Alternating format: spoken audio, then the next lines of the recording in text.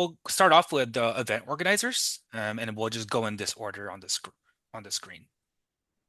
Okay, thank you. My name is Professor Kevin Ertkamp. I'm the accounting department chair here at Coastline, and I cannot see the slide, Give me a so second. I think it's Aaron. Hi, everyone. I'm Erin Thomas. I'm in the business department. I'm the current business department chair. I do a couple other things at the college. I've been at Coastline since 2018.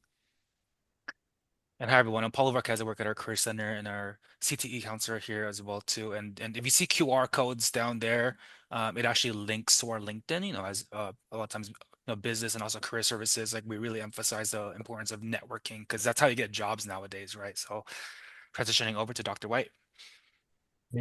Hello, everyone. Dr. White, full-time business faculty, also the co-coordinator of our faculty center. Thank you guys for all being here. You know, I do want to just interject. I'm really upset, you folks, that you guys let the accounting folks win again. They have more students here again this year than just straight business folks. So maybe next year I'll win. We will win. You Pearl, right? Yes, we will win. We all win when we have participation. Thanks, Dr. everyone. Dr. Wilworth. All right, so I'm Dr. Woolworth. I am one of the accounting professors here, and I just want to take a moment. So we've mentioned CTE, so that's Career Technical Education. So that is our division that our business and accounting belongs in. And now I'm going to kind of turn it right back to Professor Thomas. And I am super excited to introduce to you our new Dean of Career and Technical Education, Dr. Nagthall. Thank you for being here, Dean Nagthall. Hi, everyone. Thank you so much, Erin. My name is, as mentioned, my name is Dr. Natalie Nagthall, and I'm really happy to be in community with all of you today. I'm just really honored to be able to serve as the new Dean of Career Education here at Coastline College. And it's really a privilege to be here with both of our students and, of course, our industry professionals.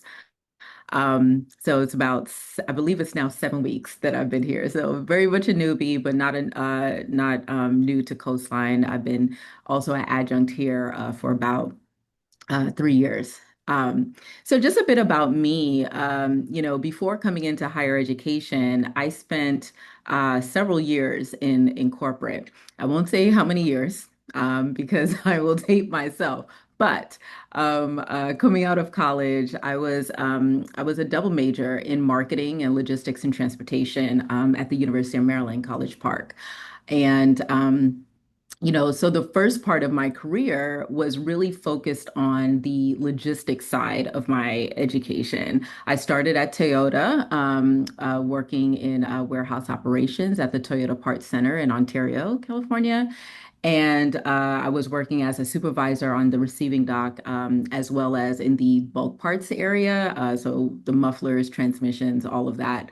I then later went back to which was then the headquarters in Torrance. They're now in Texas. But I was working in parts logistics, and eventually I started working on new model launches for Lexus, Japanese produced Toyotas, as well as Scion. After Toyota, I then transitioned to Mattel, where I spent over a decade in product development engineering in the design and development area. And I had the opportunity to bring products to market for brands like Barbie. I have some Barbies behind me, and Hot Wheels, as well as toy lines connected to licensed properties like Warner Brothers, so that are, tied to major films and global entertainment. So if anyone here is a fan of DC Comics, anyone, I worked on toy lines for Batman Begins, Dark Knight, and some others. Those were some of my product lines that I worked on that toy line for. I've also worked on some Japanese anime as well, Naruto, Yu-Gi-Oh, and so forth. So, that's just a brief kind of background. But I mentioned all that because I really feel like this is a full circle moment for me to be serving as Coastline's career education dean.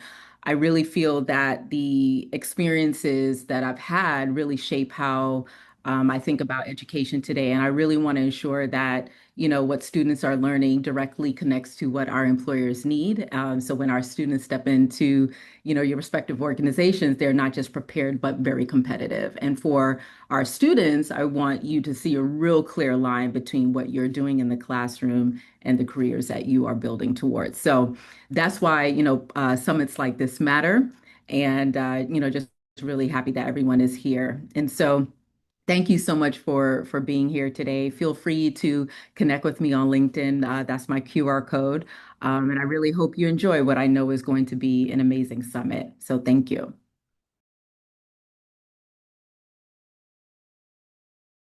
Thank you, Dr. Natal. Okay, so let me quickly go over the agenda and then we'll transition over to the employer panel. So yeah, so we just did icebreakers intros right now. We're gonna spend next 45 minutes with the employer panels and then put a break in there. And we're gonna have alumni panel and then the award as well too. And that Professor Erdkamp will talk more about later. And at the end of this, we're gonna have like a after party, get to know our professors from 6:55 to midnight if you really want to, but it's up to you. We'll be there at the end. So I'll go ahead and get started and transition over to Professor White. Good evening, everyone. Give me a brief moment while I spotlight a couple folks here. Or maybe, well, I can do that, Dr. White. thank you so much, Aaron. Um, well, we're supposed to have three panelists. I don't see our third panelist that showed up, but that's okay. We'll move forward with the two that are here.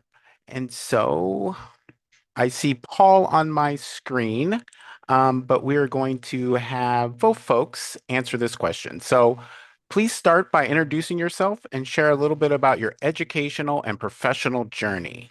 Paul, if you would lead us off.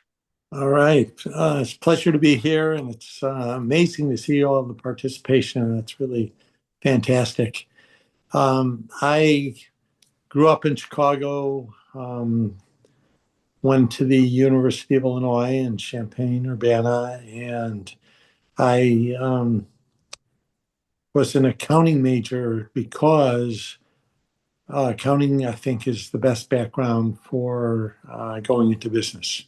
I apologize to the business school people, but I think accounting is just a great background. And I always wanted to be in my own business. That was my career goal. I just didn't know what business that would be.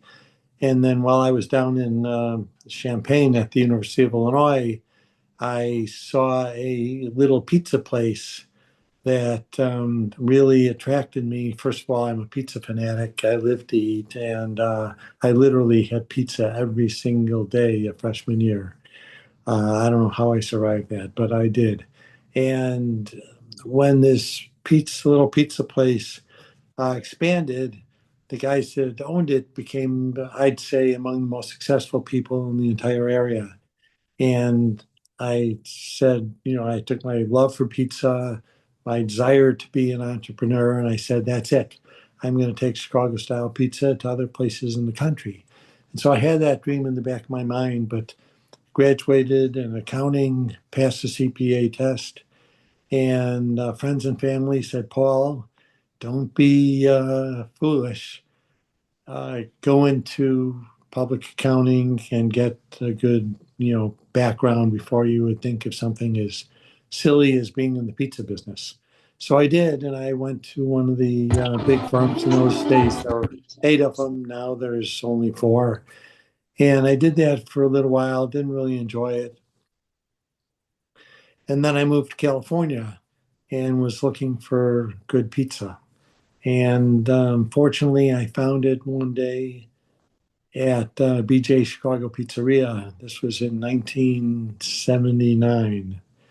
And would go there from time to time. And then I started my own accounting practice and thought that would, kind of take care of my entrepreneurial urge. It really didn't.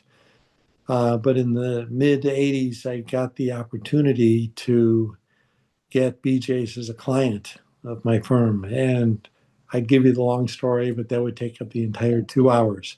It was a combination of persistence, serendipity, incredible luck.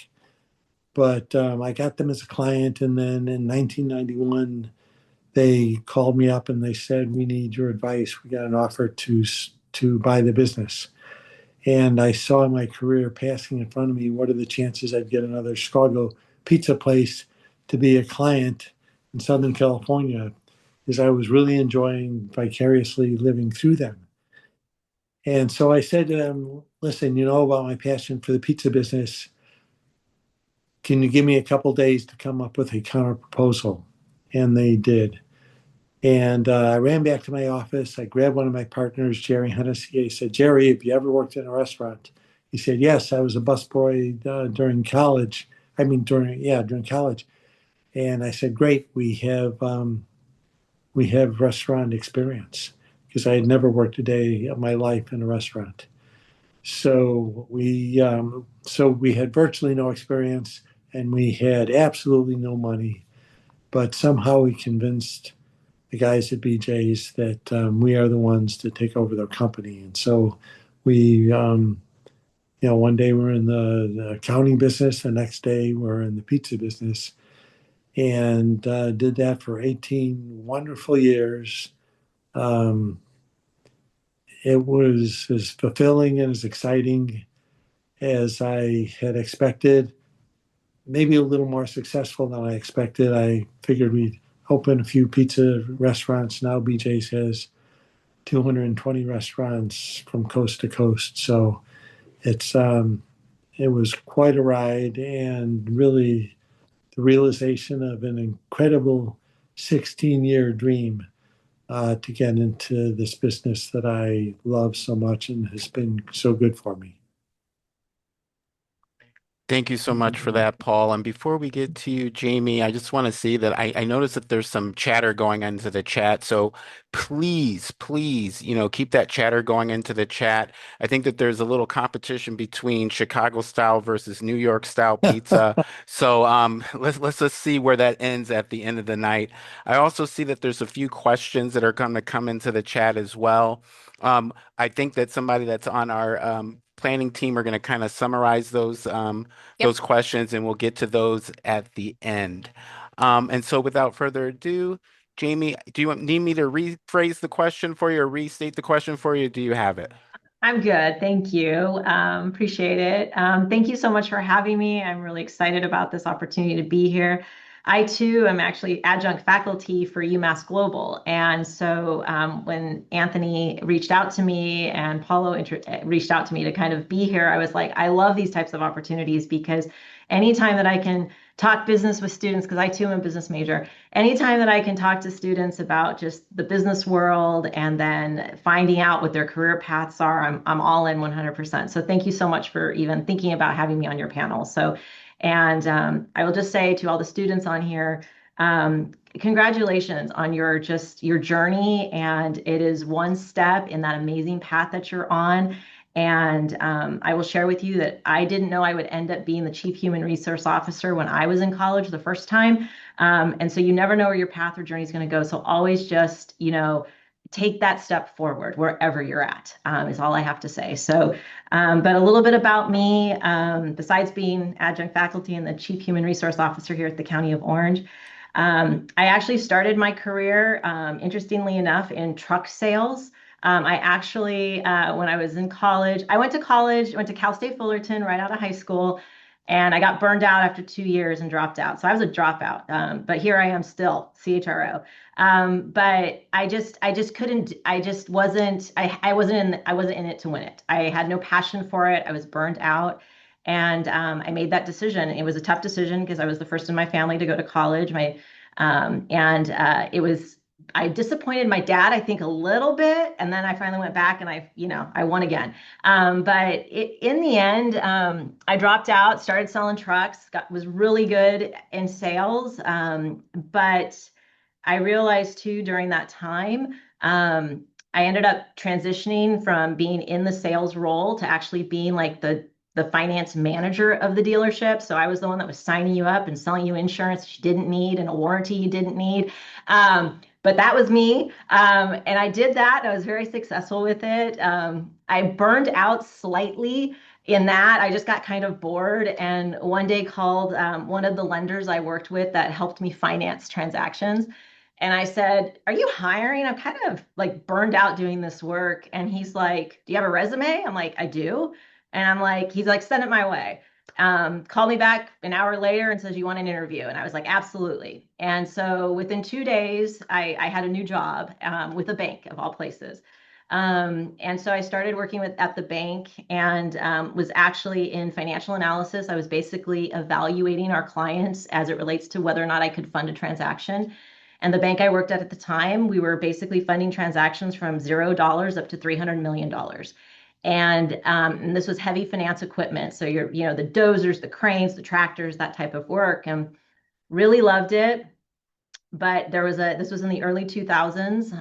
And I had my branch manager at the time sit me down in his office. I was actually at a manager level. I supervised 15 people, thought I was doing great. I always got my roles in any organization with hard work, due diligence. But he sat me down and actually said, "In the banking world, without a degree, you will go nowhere." And I was like livid because that is not what my dad said. My dad said hard work, due diligence, loyalty is, for an organization will, help you grow. So I left that, meeting kind of upset and disappointed, sat down, had a conversation with my dad, and he's like, "Well, why don't you just go back to school?" And so later on in my career, that's what I ended up doing. I went over to, interestingly enough, I had about 54 credits from Cal State Fullerton, needed just a few more credits to be accepted to Pepperdine University, and actually took those credits at Coastline Community College, of all places. So I am kind of an alum, a little bit of an alum, but did end up enrolling at Pepperdine University in one of their fully employed programs, which basically allowed me to work full time and go to school. And I actually received my bachelor's of science in management. And then I continued on with Pepperdine while still fully employed, and actually also did work on my master's in business administration with an emphasis in finance and dispute resolution. And it was within that environment when I was taking my master's program that I ended up in a class in employment law. And all of the work we were doing and some of the experts that came in to talk to us, I was like, "Ooh, I think I might like HR." And I was like, "This is kind of fascinating." So ended up leaving the finance world, which I loved. So I had about 14 years in the finance industry, and ended up seeking this path now, this new path. So this is what I mean when I say you never know where your journey is going to take you. I switched careers and I ended up working at a union, representing employees, local union here in Orange County called the Orange County Employees Association. Worked for them for 5 years representing employees. Transitioned into the corporate world and went to corporate Albertsons and was actually an HR manager for corporate Albertsons with 40 grocery stores that I was responsible for the HR functions for all 40 stores with about 4,000 employees. Got a little burned out, didn't like firing folks because that happened quite a bit. And then it transitioned into the Orange County Superior Court, was an HR manager there at the courts here. At that same time, apparently I wasn't done with school, went back to school and actually working full time, went back to school part time and earned my Juris Doctor. So I have a JD degree as well. And in that time, I then also came over here to the County of Orange and worked my way up. I came in as a senior manager, promoted after 2 years to the Director of Employee and Labor Relations. And then last year, it's been one full year, became the Chief Human Resource Officer at the County of Orange. And I will tell you, I will be here until the end of my career.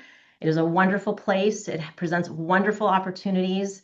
And, I would just say that, my path went many different directions. But I always took every opportunity that ever was presented to me. I took a chance at it.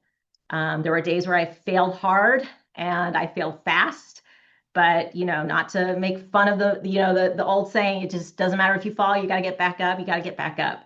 But also see from my journey, and this is what I like to share with some of our incoming, new employees, is that one of the best things about coming to the County of Orange in particular is that we have over 800 job classifications, 800 different types of positions here at the county.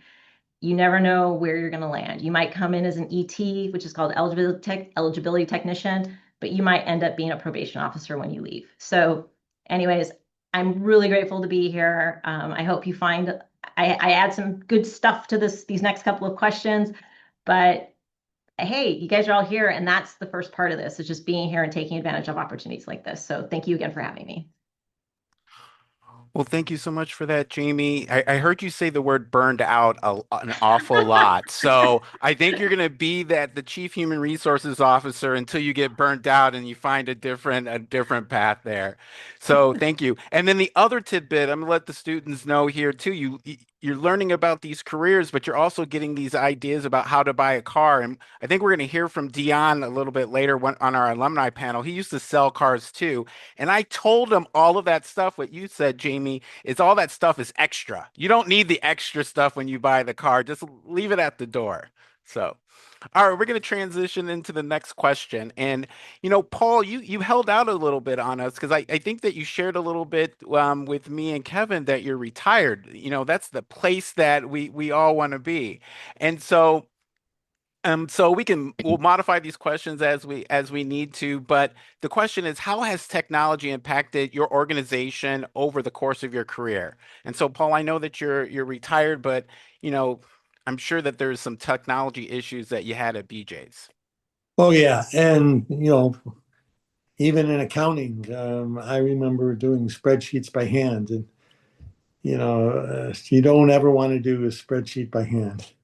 You make one mistake, and life is a nightmare.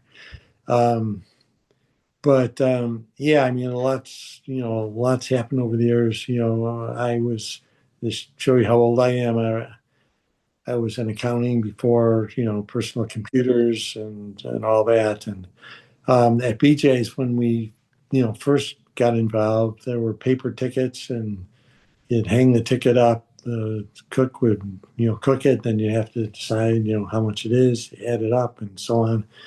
Such an inefficient thing, and so many mistakes. And it was, I can't imagine what the staff and the managers went through as they were trying to sort out what actually happened during the day. And then, there were some point of sale systems that were very um, ancient to say the least. Um, but we, somehow got through it. And then when we had point of sale systems that would communicate directly to the kitchen, and then would create the bill for the guest.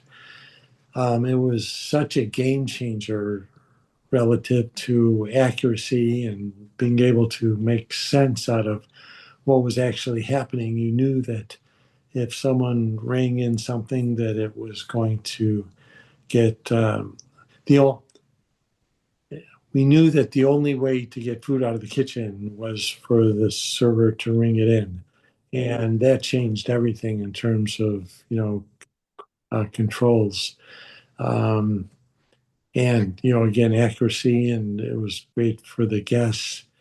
Then we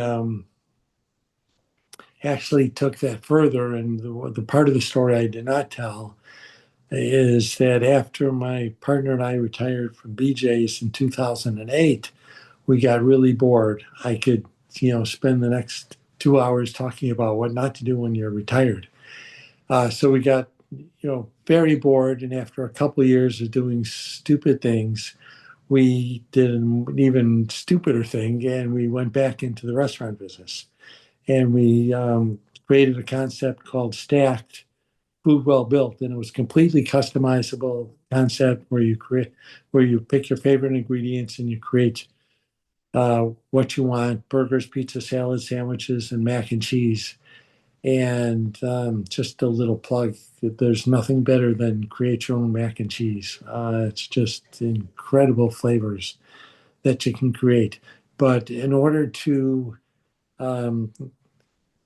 customize to the extent that we enabled our guests to do it with a broad menu like that, we felt we needed to use technology. And we actually were the first restaurant in the world to utilize an iPad to order, and we people visually created their meal on the iPad, and then when they liked what they saw, they sent it to the kitchen, And it created a great, um, just it created the ability to do something that you otherwise could not do.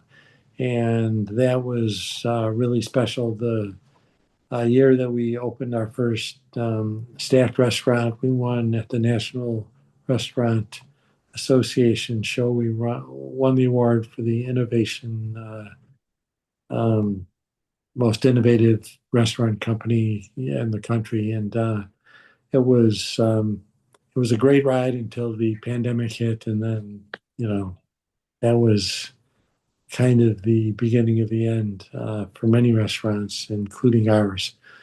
But the use of technology, now with menus, with QR codes and ordering with QR codes and having the delivery services online that enable you to get whatever you want, whenever you want it, without leaving your house, is just a revolution. And the next revolution is AI.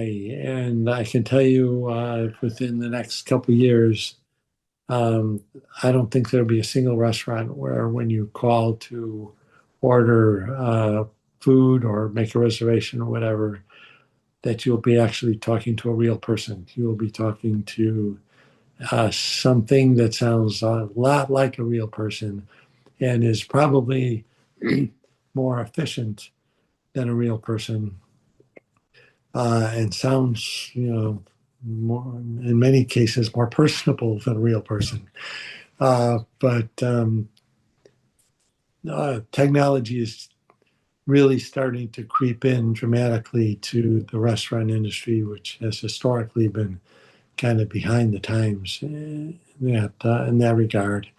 And I don't know how many, if any, of the people here want to pursue the restaurant industry, but having technological savvy and the ability to use technology and especially AI is going to be, critically important as we move forward.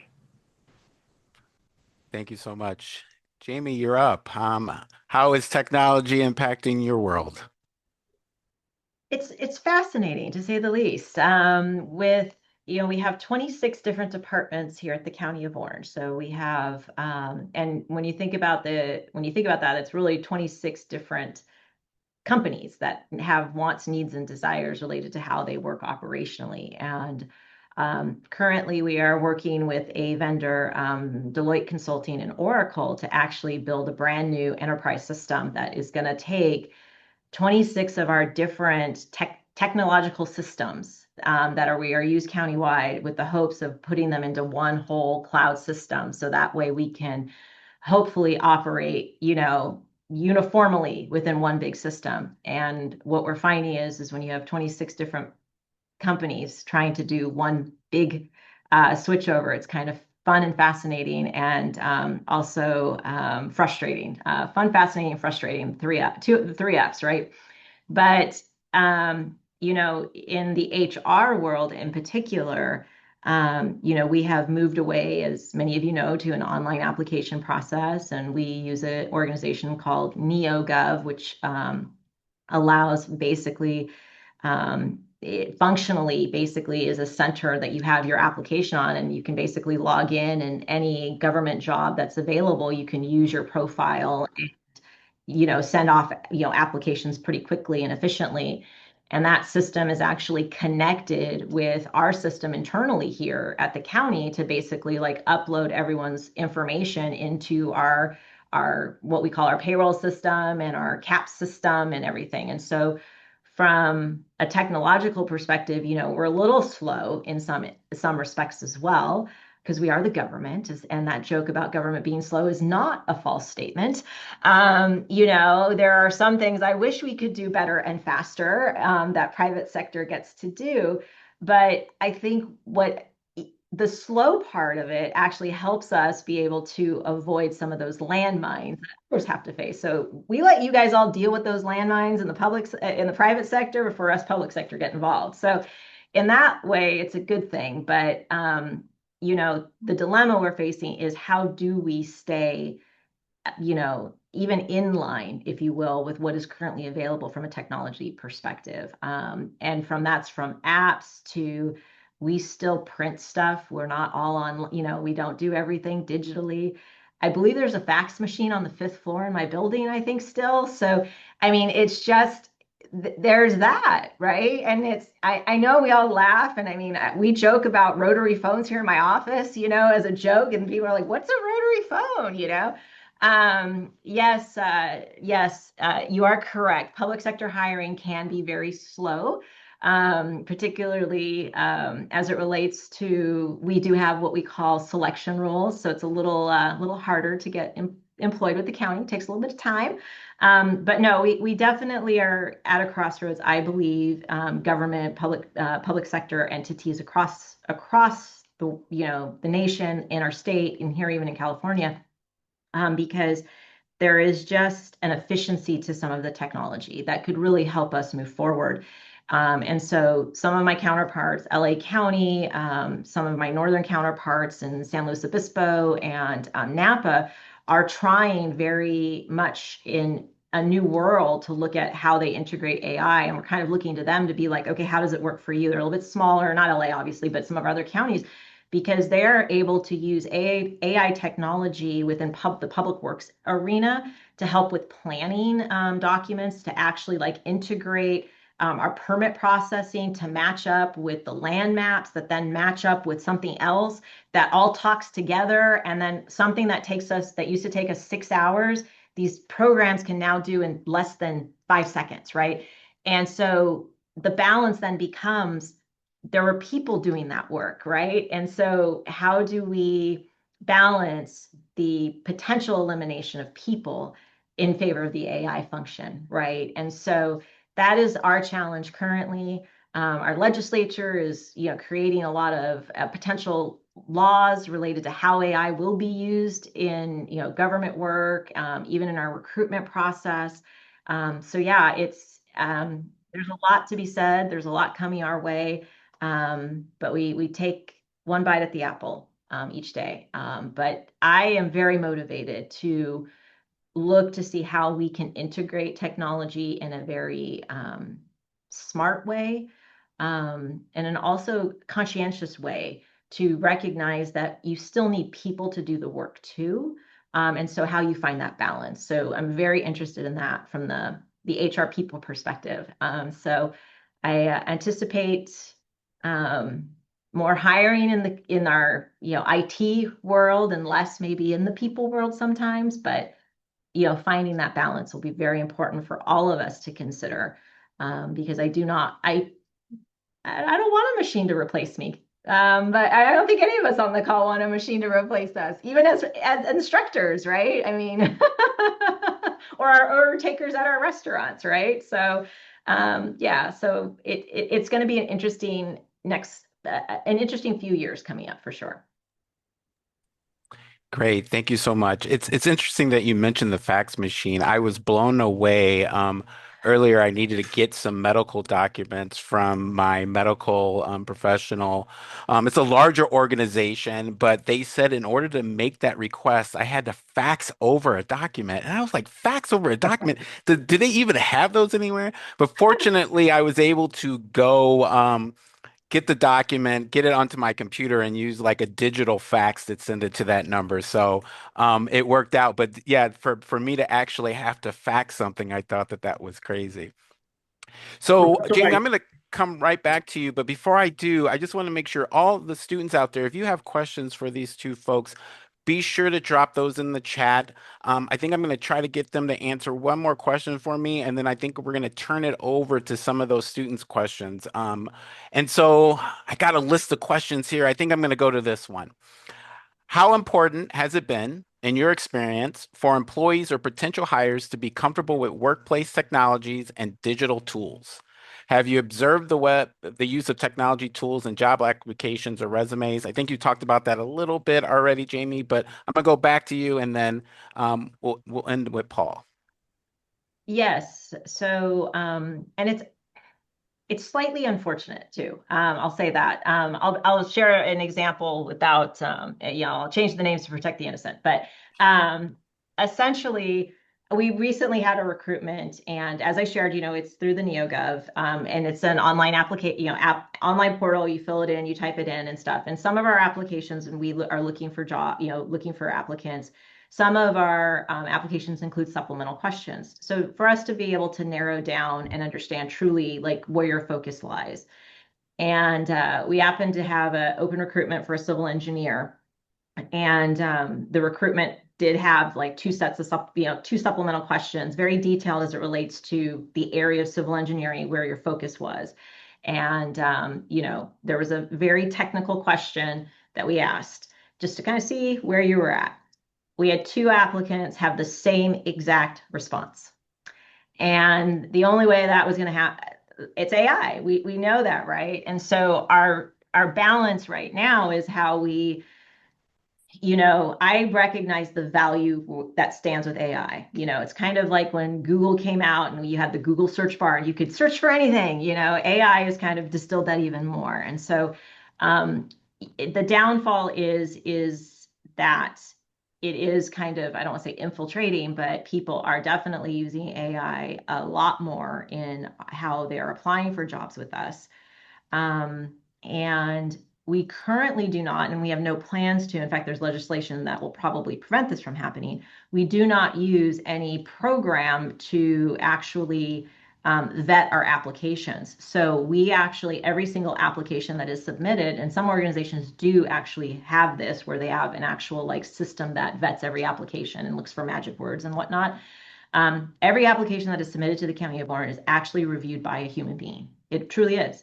And so for us, we think that is very important for us. It helps us make sure that this is an actual application. There's people, there's someone on the other side of it, all of that fun stuff. And we actually are truly vetting and verifying the qualifications that have been submitted to us. And so in some ways, yes to technology, in some ways, no, just by virtue of, wanting to make sure that we have a clean and unified process and fair process, and that no one can ever come back and potentially feel as if a system disqualified them rather than a person, right? But, for people who come to the county as it relates to our technology tools, for the most part, most of our departments have online training. Let me rephrase that. We have online and in-person training to teach anyone any of our systems that we have in place. Do we like people who have a basic understanding of Word, Excel? Yes, absolutely. But it's not always a prerequisite for us, because if you can turn on your computer, we will help you move along in the process. And so we traditionally just have our computers, nothing special, iPads, whatever it might be, but we're not too far advanced, and we really look at it. We want to train you on our systems, and so sometimes those that come to us that already have these, ideas, sometimes I got to break those sometimes, because I want you to learn our systems and understand why we use them and how we use them and whatnot. But it's for folks coming in, if and all of you are with this online class that we have and all the virtual learning that we do and whatnot, if you can do that, you can come work at the county, no problem. But we're definitely moving in a direction to kind of incorporate some things. We do allow Copilot to be used here in our office and in sync with our current Microsoft environment. We do have policies in place. We do allow our departments to consider the application of AI in certain instances with approval through our IT division, our IT department that we have. And most of our software is vetted to ensure security and safety because of the information that we do have. We do link up with various state and government agencies. Department of Justice, as an example, is our vendor for background checks, and we have to make sure that everything's protected and whatnot. But for the most part, if you can turn on your computer, I can work with you here at the County of Orange. Well, that's awesome. And Jamie, I'm gonna let you know I'm actually on a couple recruitments here myself, and yeah, we're seeing similar results of which there's some consistency, and we see how answers of those supplemental questions are being answered. And so, for you folks that are on the call, your students that may be looking for a job, don't use it so you can kind of break through the clutter, right? So you can look different and be different, right? And so, Paul, what do you have to add? Well, I'm glad to know that I probably can work for the County of Orange since I am able to turn on my computer.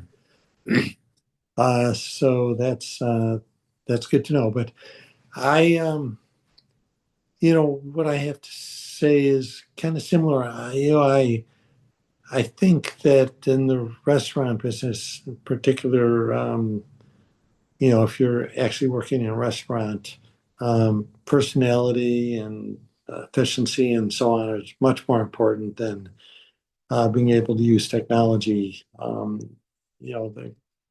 Similarly, it can be taught, but yeah, don't AI is a tool, and don't use it um, to replace yourself and your own personality.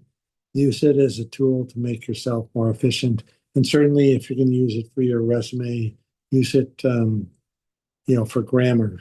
To make sure that you've got everything spelled right, and there's no excuse to write anything these days that isn't grammatically correct.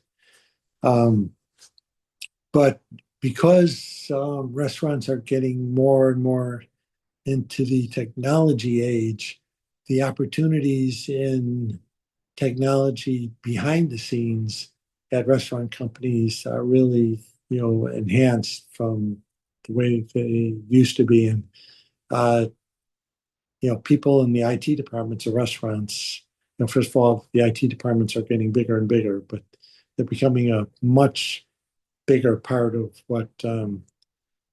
what restaurants do and what helps restaurants to become more efficient and what helps multi-unit restaurant operations to, you know, do their financial and accounting work much more efficiently and accurately. And so there's lots of opportunity these days, I believe, in technology if you like restaurants. And the great thing about working in technology in restaurants is you'll probably get free food. And I don't know if the County of Orange can say that, but maybe if you work for the County of Orange, you can get out a parking ticket. I'm not saying that's the case, and Jamie might disagree, but if you work for a restaurant company, you do get well fed, and it's kind of a fun thing to do. But uh, you know, um, technology is kind of here to stay, and as AI becomes more prevalent, it's going to dramatically change. We'll see what direction it takes. And if I were in college right now, I would be really thinking very hard about what jobs um, will remain after AI takes a lot of career options away. It's a challenging time for people, but an exciting time if you kind of navigate it appropriately. Thank you, Paul. I think the job that's going to be in the future at the County of Orange is you want to be the applicant screener because they have everybody screening those applications. So I don't know what skills it takes to get that job, but that might be the job to line up for, right? All right. So I had a little help, and it looks like we have a question from, and I'm going to give Carolyn. Carolyn, your question was selected. If you want to unmute yourself, if you're still in here, and ask your question, if you feel comfortable enough to do so. Do I see Carolyn? Does anybody Hi, still see her? yes. How Okay, are you great. guys? Thank you. Go Can you ahead guys and hear ask me? your question. Okay, great. Yes, so I wanted to know if you have prior work experience not related to the major that you're currently studying for, how can you stay within the same pay range if you're entry level for your career?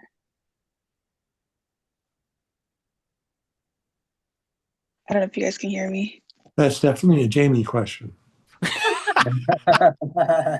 Carolyn, can you repeat? You faded in and out on me, so I just want to make sure I understand. Ask that question one more time. Oh, I'm sorry. So I was just saying, if you have prior work experience, like non-related to the major that you're currently studying for, how can you still stay within the same pay range if you're an entry level for your career? So most jobs are, and don't accept your first offer on a job, by the way. Always counter and negotiate. Okay. It's your opening offer. Okay. Um, Education is important. I see a question. I have something over here, experience and education. Education is important, but experience is just as important. I think that they have parallel paths because there's something to be said about work experience. There really is, because you are going to be learning skills that might not necessarily be taught in a class. You're going to learn how to team build. You're going to learn how to work with difficult people. You're going to learn to, depending on where you work, build those life skills, right? That translates. That translates to something that sometimes you don't learn in college, right? Yeah, in college you're going to learn how to build that spreadsheet. Those accounting folks over there and those programs over there. But it's those other skills that also get you far. So just always know that highlight what you've learned. Like, what have you learned in that job? That's tremendously important. So is your education, because like I said, I mean, I didn't have the college degree, but managed to, get somewhere. Even some of my folks here that are in some high level positions, they don't have a college degree. It's not a requirement here at the county. And sometimes we trade education for the experience. So when you look at our job postings, you'll see we're looking for 4 years of experience. 2 years of those may be, in lieu of 4 years, we'll take 2 years plus your college degree. Okay. So always know that if you think you can do it, apply and don't accept the first offer. That's my advice. Great. Thank you. Of course. Thank you, Carolyn, for that question. Paul, you don't want to add anything? I'm going to let you close this out. We have about 30 seconds before we transition. No, we have an expert here, but I would always go for experience first and education second, because with experience, people will know how they performed, as opposed to the theoretical process of education. And I love to see people who have worked during. I mean, Jamie's story is amazing. I would hire you in a minute if I had the opportunity to go to school and work at the same time. And I just have so much respect for people who have that much motivation that they are able to do those two things and do them well. So, if you have the combination um, of the two, then that really tells us a lot about the kind of character that you have. Well, thank you all thank you, Jamie. Thank you, Paul, for being here. And Jamie, we're always looking for part-timers here over at Coastline as well. If you want to teach, in the management department over here, we'll be sure to look at you. I will personally review your application if you want to submit it. And so I think my time is up. And Carolyn, thank you for being brave enough to come off mute Thank you, and Carolyn. ask your question as well. And so I am transitioning it over to help me out, team. I'll take it. All right. Thank you, Kevin. All right. And if you don't mind, if you want to stick around in case you do have a couple of questions, and maybe they could send you a direct message or something, that'd be great. Oh, it looks like Paul already left. But anyways, well, thank you, Jamie, for joining us today. So we are going to take a brief break for about 4 minutes here, and we'll be back right at 6 o'clock. So if you want to get some water or a bio break, something like that, we'll see you back.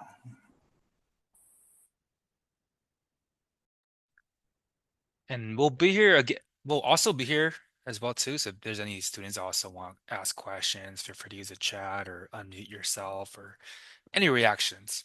So Good point. we'll be here. Good point.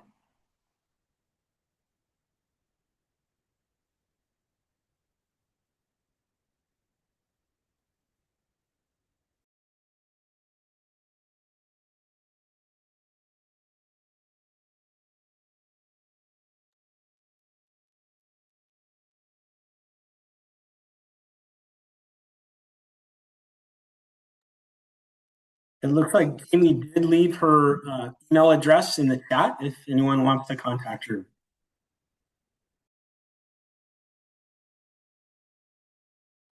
And I'm going to share the slides one more time on the chat in case students want to follow along.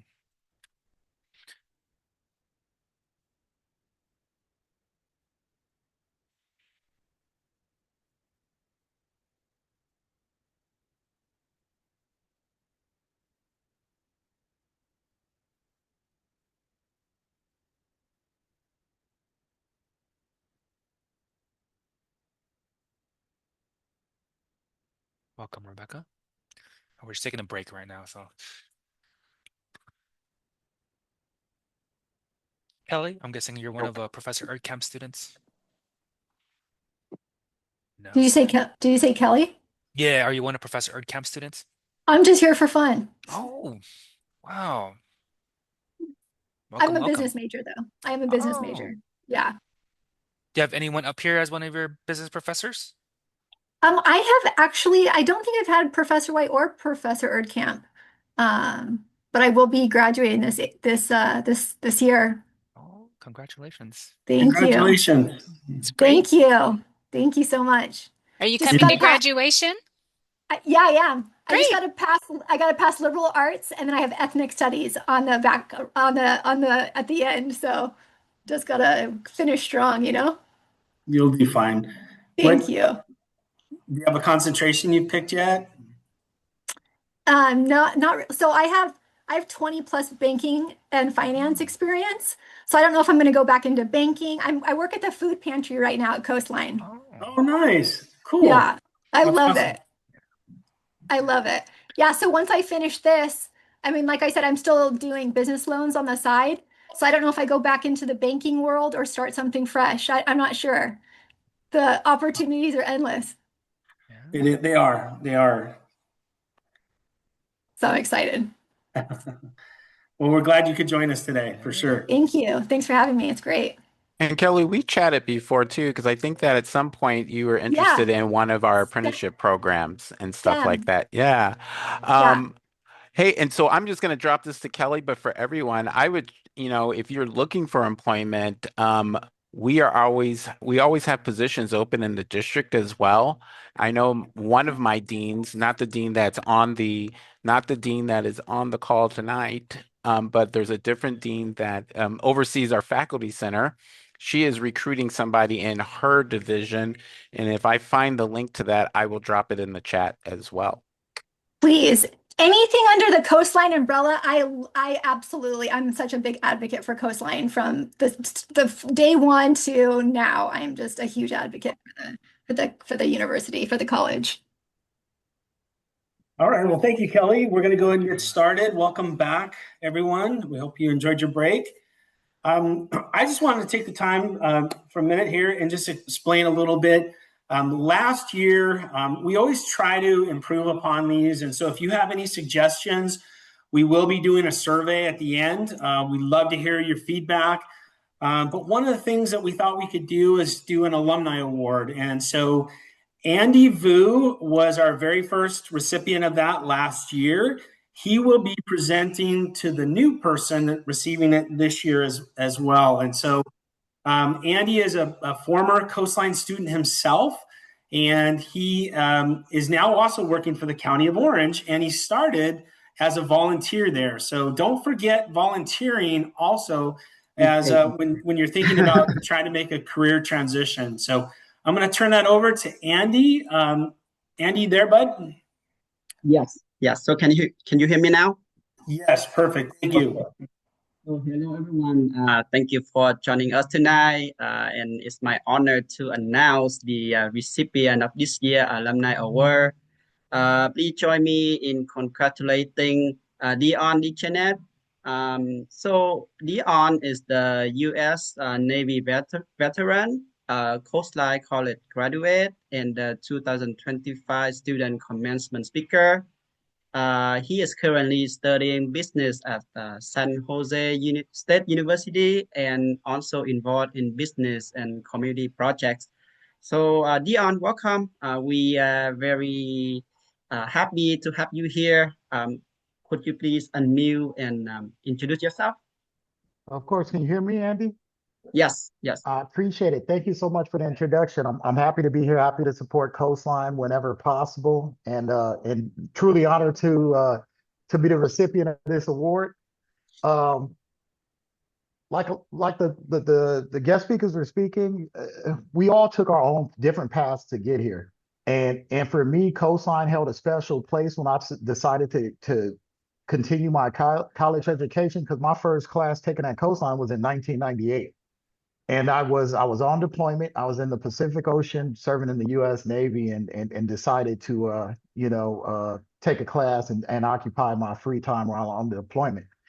Well, like everything else in life, things happened and work happened. And like Dr. White mentioned, once I got out, I worked in the auto industry and did that for 19 years in sales. And for anybody that doesn't know about the auto industry when it comes to communications and applying some things learned, it's nothing like it. It's nothing like it. I worked through from the recession to the pandemic, and the things that we learn in Professor Thomas's class as well as Professor Erkamp's class, like you can really apply them in an industry like that. So after a long time selling cars, we had what was it, Jamie that had spoke? Burnt is an understatement. Burnt is an understatement. And despite what they say about a warranties, they're not needed until they're needed.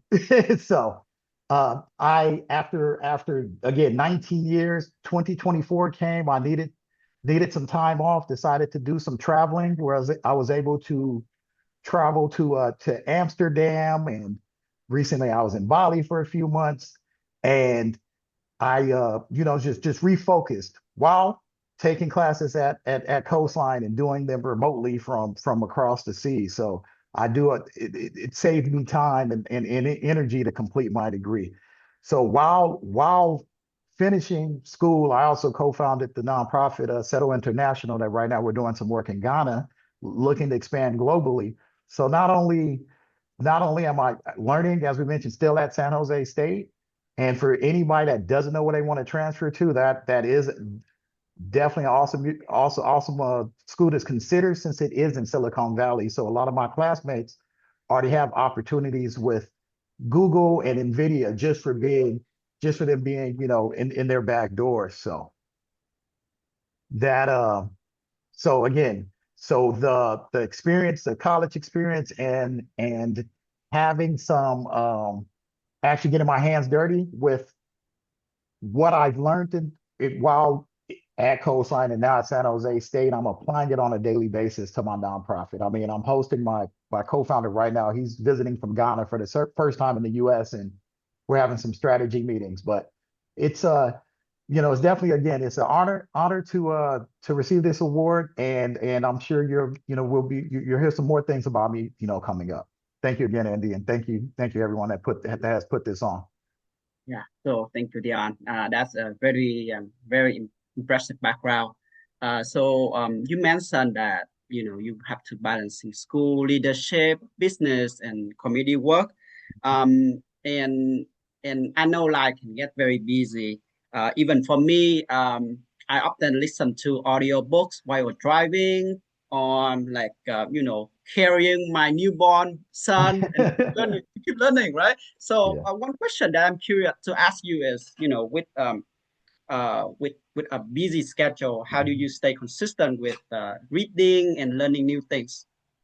You hit the nail on the head. Audiobooks. Audiobooks. And I Yeah. have children myself. My children are older.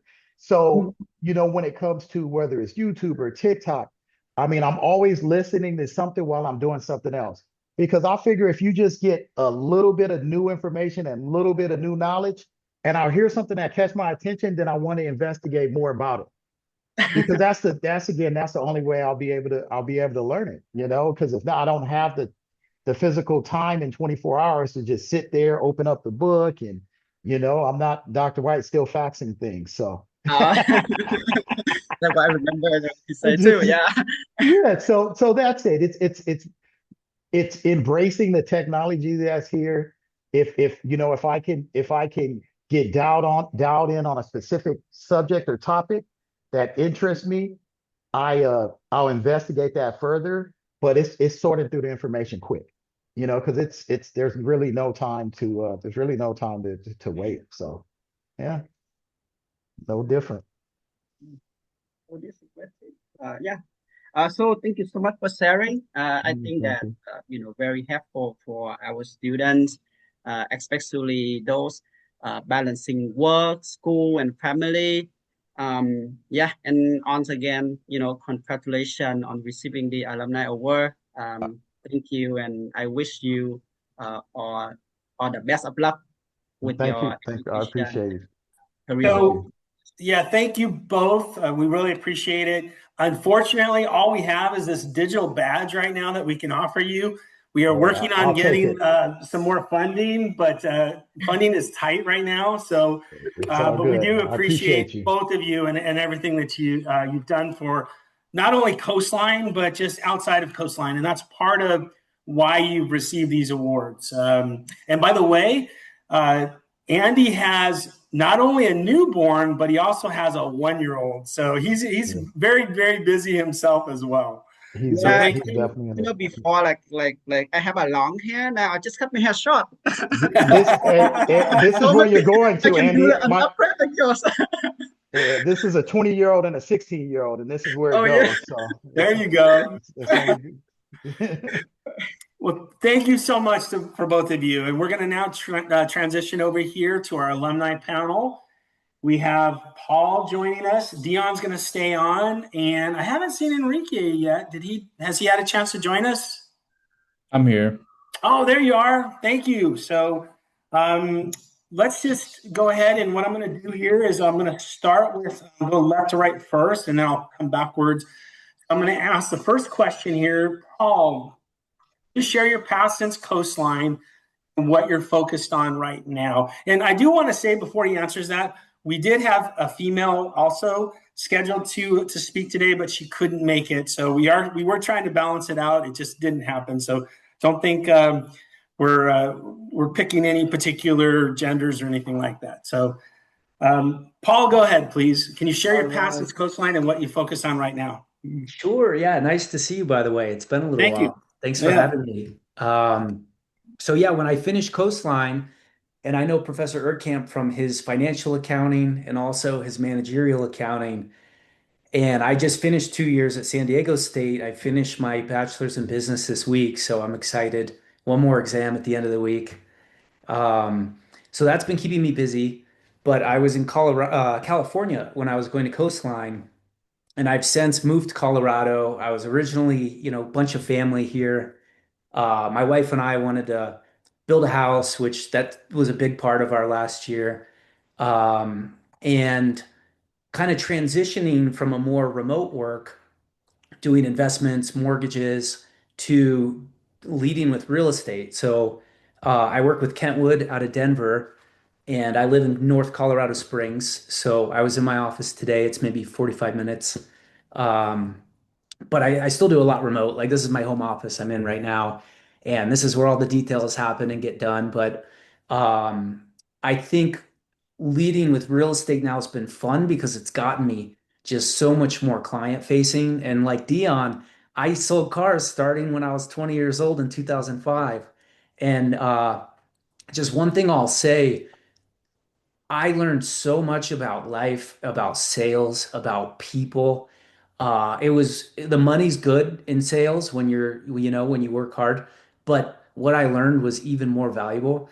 And I started a couple classes in community college locally in Colorado Springs, and I left because I was like, I just need to make money right now. So I went into the car business. Um, Learned a lot, moved to California, did filmmaking for a long time, got into investments, switched into finance. So that's where I'm at now. I'm doing real estate, mortgages, just finishing my bachelor's, and my wife's 8.5 months pregnant. So I relate to the newborn, not quite yet, but that got me excited hearing about that. I was like, oh man, I just put his car seat in my car last week. So getting ready for him as well. Congratulations, Paul. Dion, same question. Do you need me to repeat it or you good? Yeah, repeat it one more time. Sure. Can you share your path since Coastline and what you're focused on right now? I mean, really, the focus is growing this nonprofit. It's again, next year I'll be graduating from San Jose State, and I will also put this too. So even though we're online, I would still recommend going to the university that you attend. So, for instance, I drove to San Jose. I'm only in LA, so I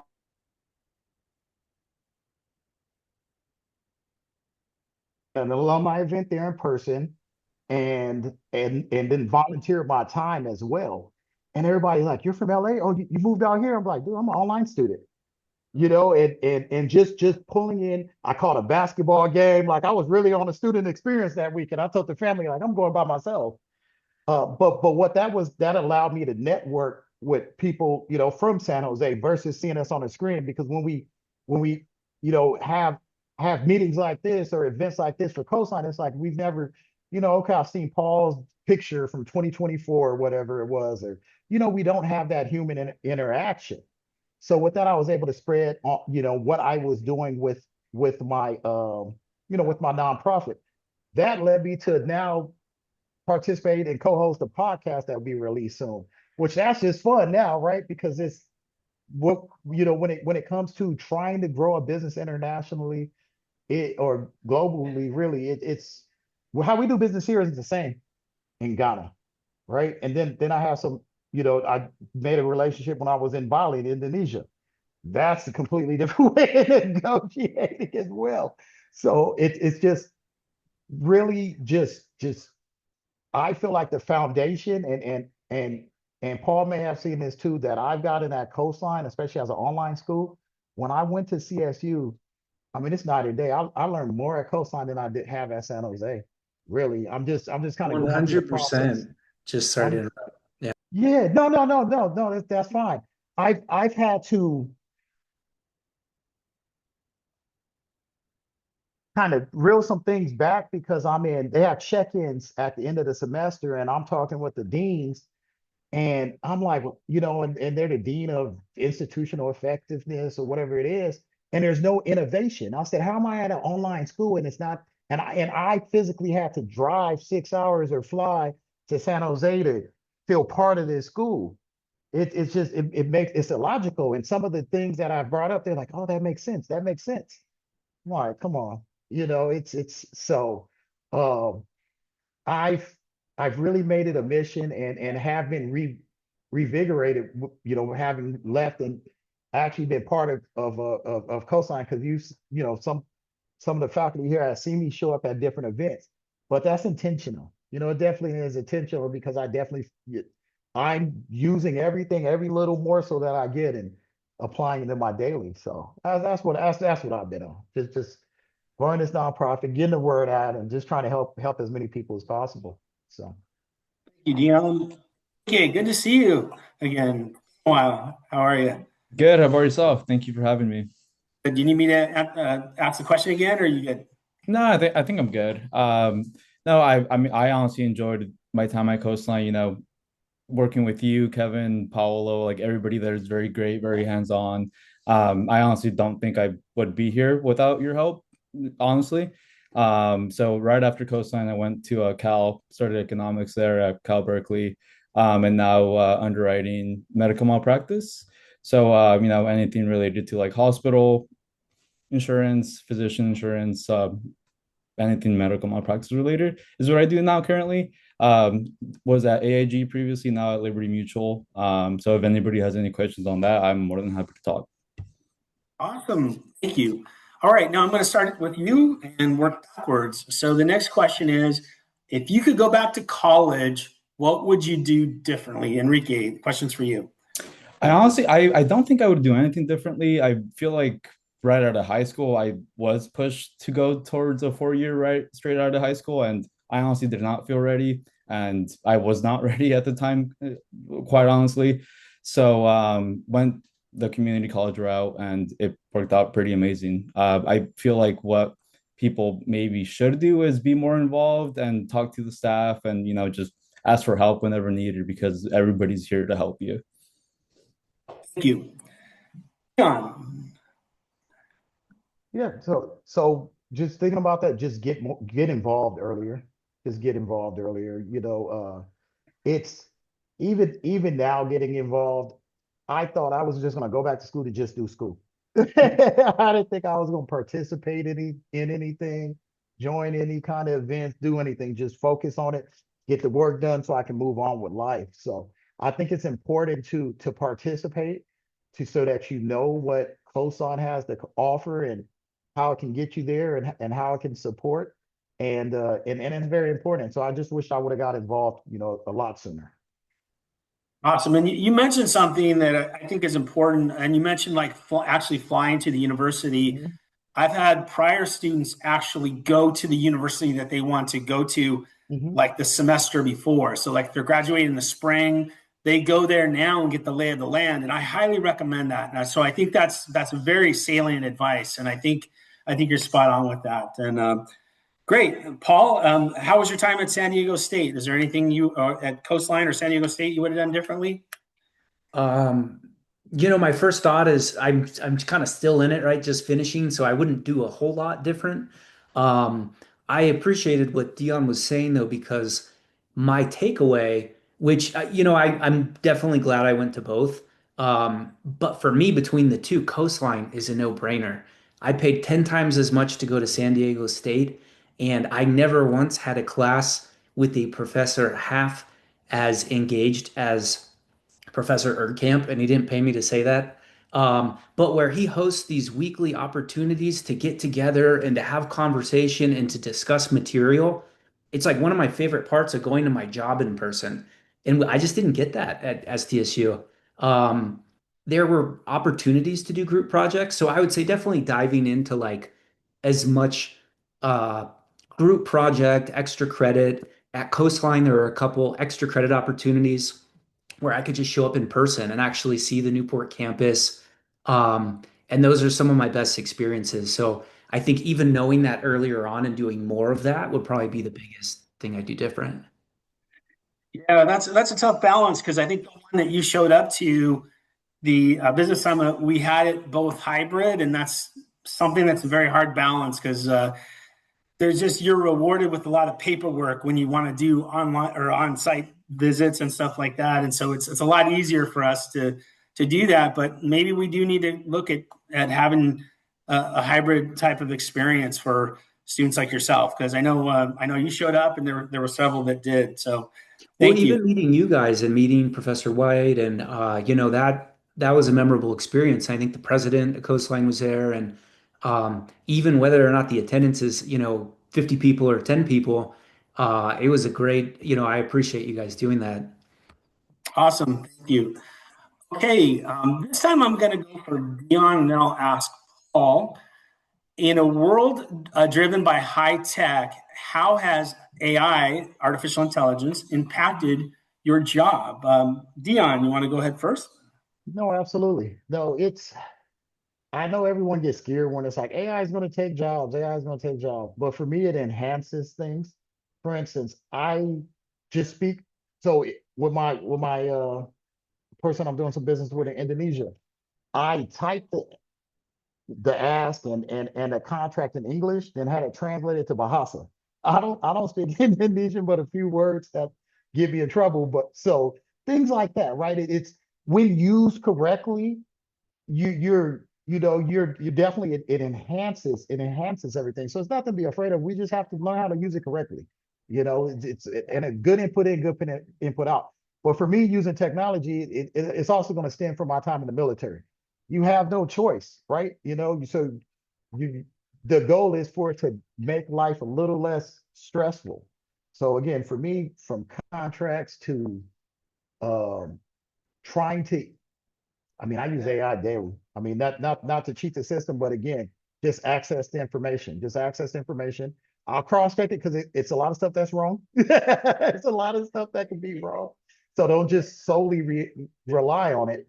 but it definitely makes things run a lot smoother, a lot easier. So, easy. Thank you, Dion. Paul, how about AI in the real estate area? I'm sure that's happening quickly, right? Yeah, there was a big viral news article that went out, and some of you guys must have seen it, which said, "Oh, this guy used ChatGPT to buy his house without a realtor," and I everybody's did see that. yeah, and it's first you just can't do that, right? Because we have to be bonded and we have to have E&O insurance and we have to have all these things.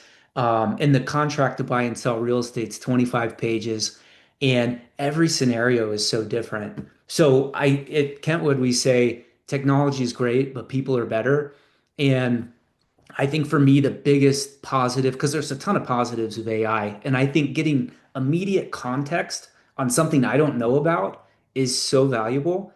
If I have a client and I'm like, oh, I don't even know that loan program, or I don't even know that complex real estate scenario, I can immediately get context from ChatGPT. Oh, okay. So I think using it for research, using it as a sounding board, but not using it as the final product.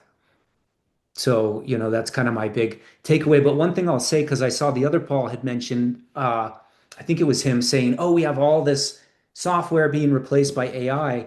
And we have these software as a service companies, a CRM, CTM is what we use to send all our contracts back and forth. And we have four of these that we have had that are super valuable, and they all do a ton of stuff. And they just told us in July we're wiping all of them and we're going to an all-encompassing AI um, program called Maestro, which is going to have our own avatar who can speak 90 languages. If it's 2 in the morning and somebody's on my website going, "Hey, Paul, what do you think of this area?" It'll go, "Oh, well, this is kind of the demographics of that area. There's a great sushi restaurant nearby. What would you like to know?" And it can do it in like 90 languages. So I think some of the things we're going to see are pretty incredible. I think relationship businesses are a great place to be, especially on the higher end. It's like nothing in the foreseeable future can replace that.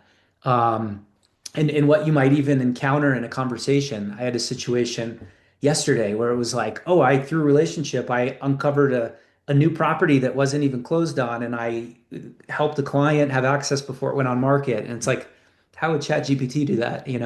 So that's kind of the good and bad. I think it's fantastic to use as it's like your assistant.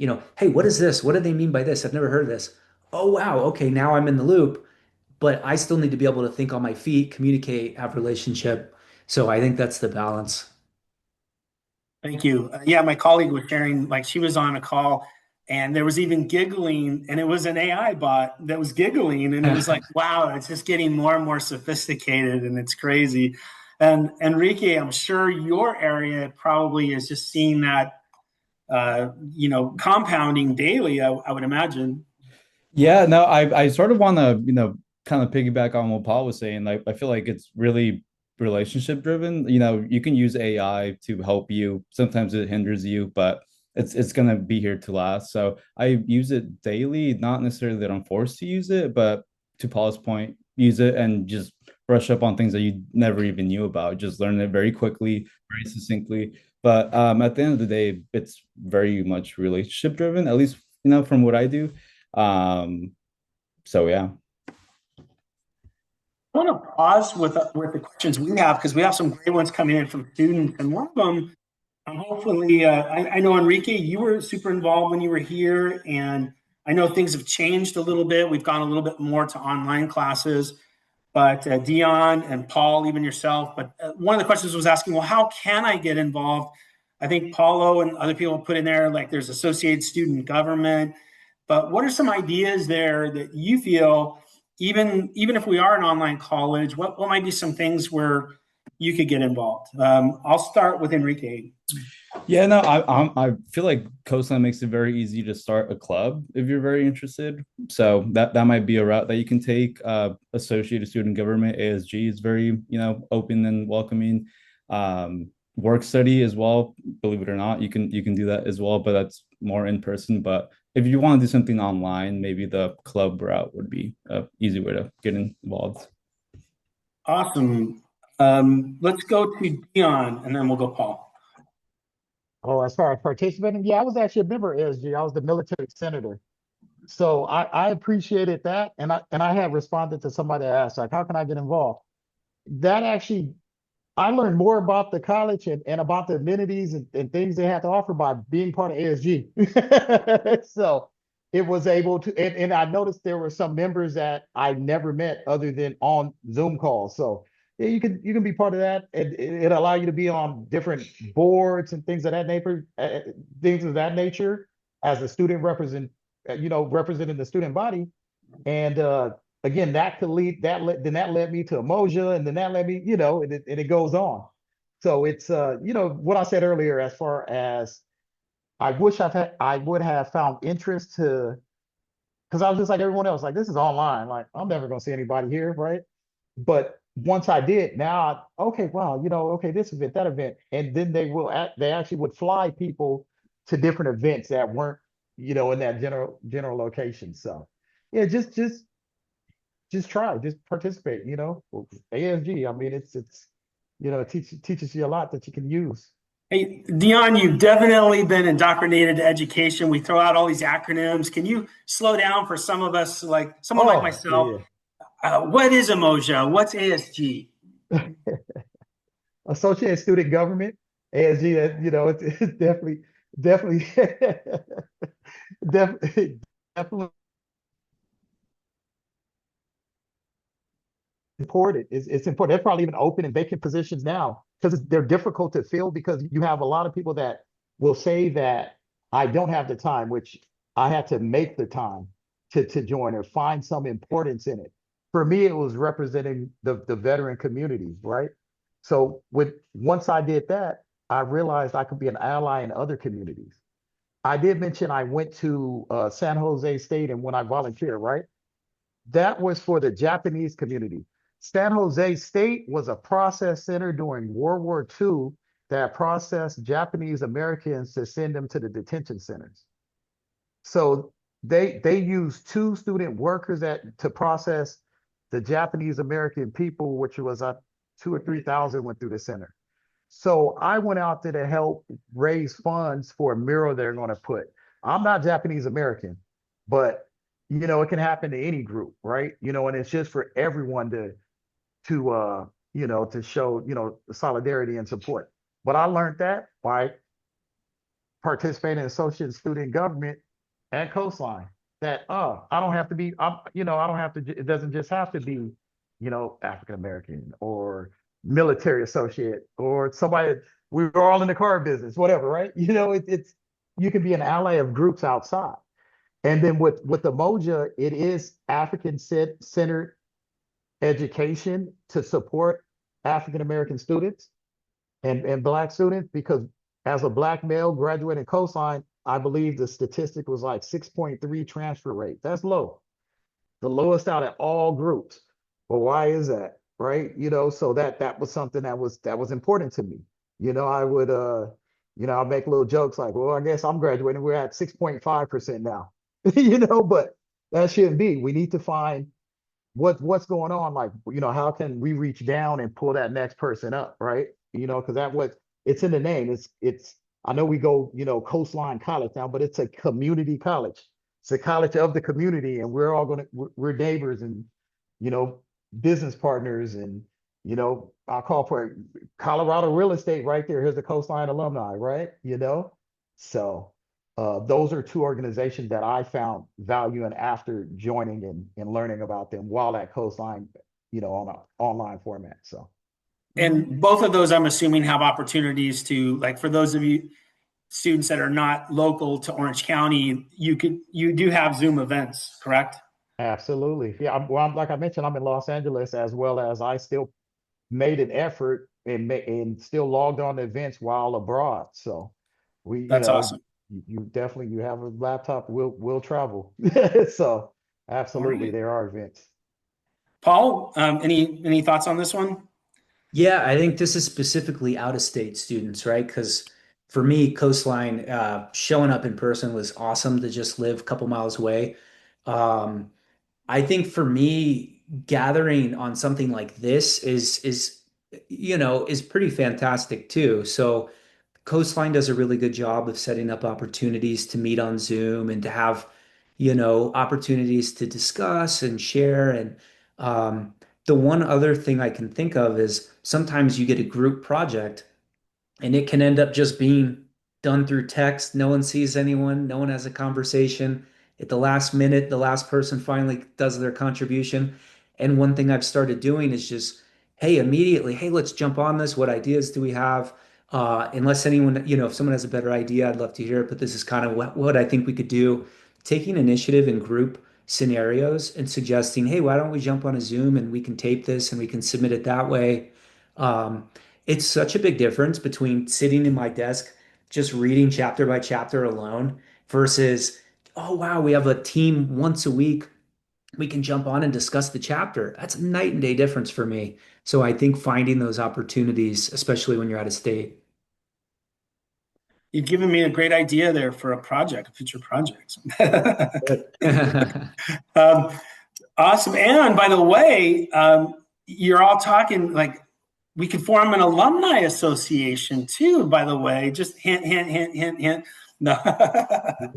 Anyways, let's keep going here. I don't see any other questions. If one of my colleagues could point them out, feel free to say it here. Okay, one of them says Phi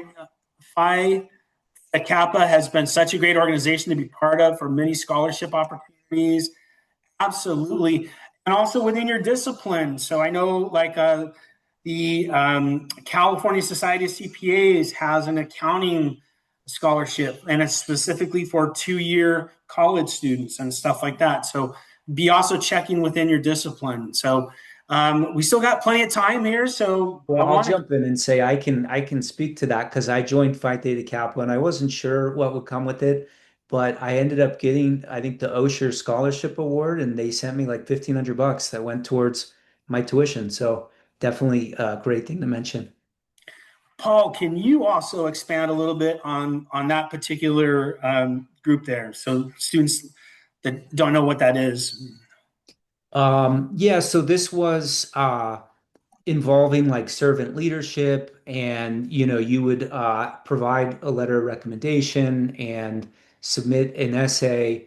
So many of the scholarships, I'm kind of going, oh, okay, I can't do that, I can't do that, I can't do that, I can't do that, oh, this one looks like an open one that I can do. And I looked at it and, really generous, organization. And yeah, so I applied, and then they just notified me. And I see. Okay, so you were applying. You didn't join that organization. You were applying for a scholarship within it.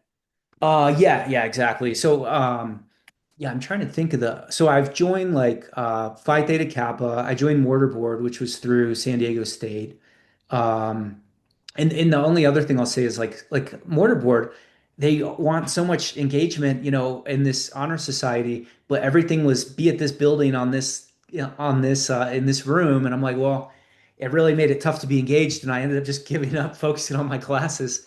Whereas when you even offer one opportunity to get together in person, it's like, oh, cool, I can engage, and I have more investment. So awesome. I see Professor Thomas and Paulo has put some different things in the chat.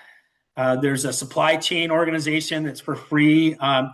And along those same lines, even if you're not a supply chain, major, or Cal CPA, I see is in there now too. Those are free to join, and it doesn't hurt to put those on your resume. A lot of times they're good talking points, and it just shows that you're diverse and that you're not necessarily focused on just one thing. So, okay, let's get back to the questions here. Please keep the questions coming in the chat. They're great questions. This next one, and I'll go with Enrique. Hasn't been as talkative as I'd like, so I'm going to pick on him for a little bit here. Enrique, what's something about the real world that students might not be prepared for? Honestly, going from Coastline to Berkeley, feel like Coastline was very supportive, and I feel like the real world is not super supportive.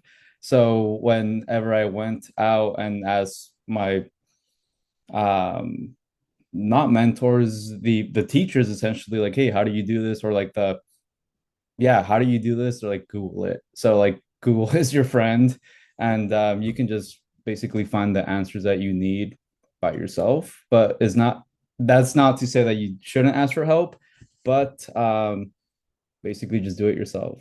Google is your friend. All right, thank you.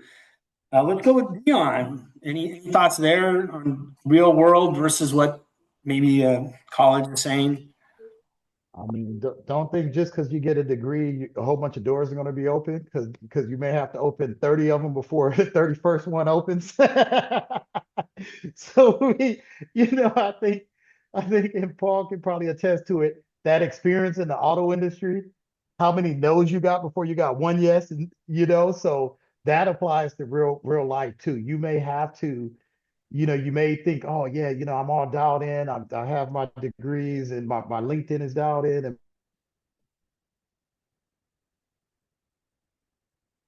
and you still nope. So just don't lose the hope or that wasn't the right opportunity for you. Just keep that persistence.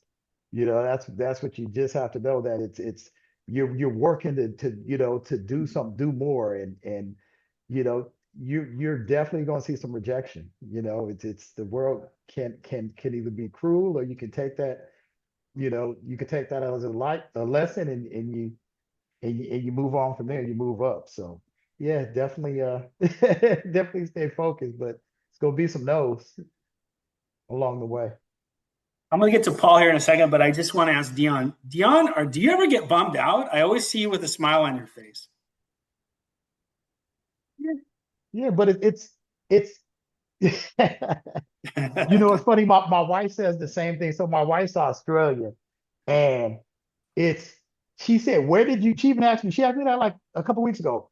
Why are you so optimistic? I'm like, what does that even mean? It's just when life can just throw so much at you, and I've had so many challenges that when people see a problem, I just see a speed bump, right? And throughout throughout through life, they're going to keep throwing you curveballs at you. You just dodge them. You keep going because there's always going to be something on the other end, which is always going to be better, whatever that thing is, right? Whatever you're going through is just that moment. It's just really, really that moment. Then once you get past it and you cry and you're, oh my God, life's over, and you're like, oh shoot, life is still here. That's it. So that's the same thing I told her. I'm like, hey, what do you mean? Why am I so optimistic? Because I know it's going to get better. This isn't it. This is the ground floor. So it's only up from here. So just stay optimistic and smile, and life goes on. So Awesome. Thank you. I know we went on a tangent there. I no, apologize. that's all good. Oh, any real world, experiences that maybe college didn't prepare you for?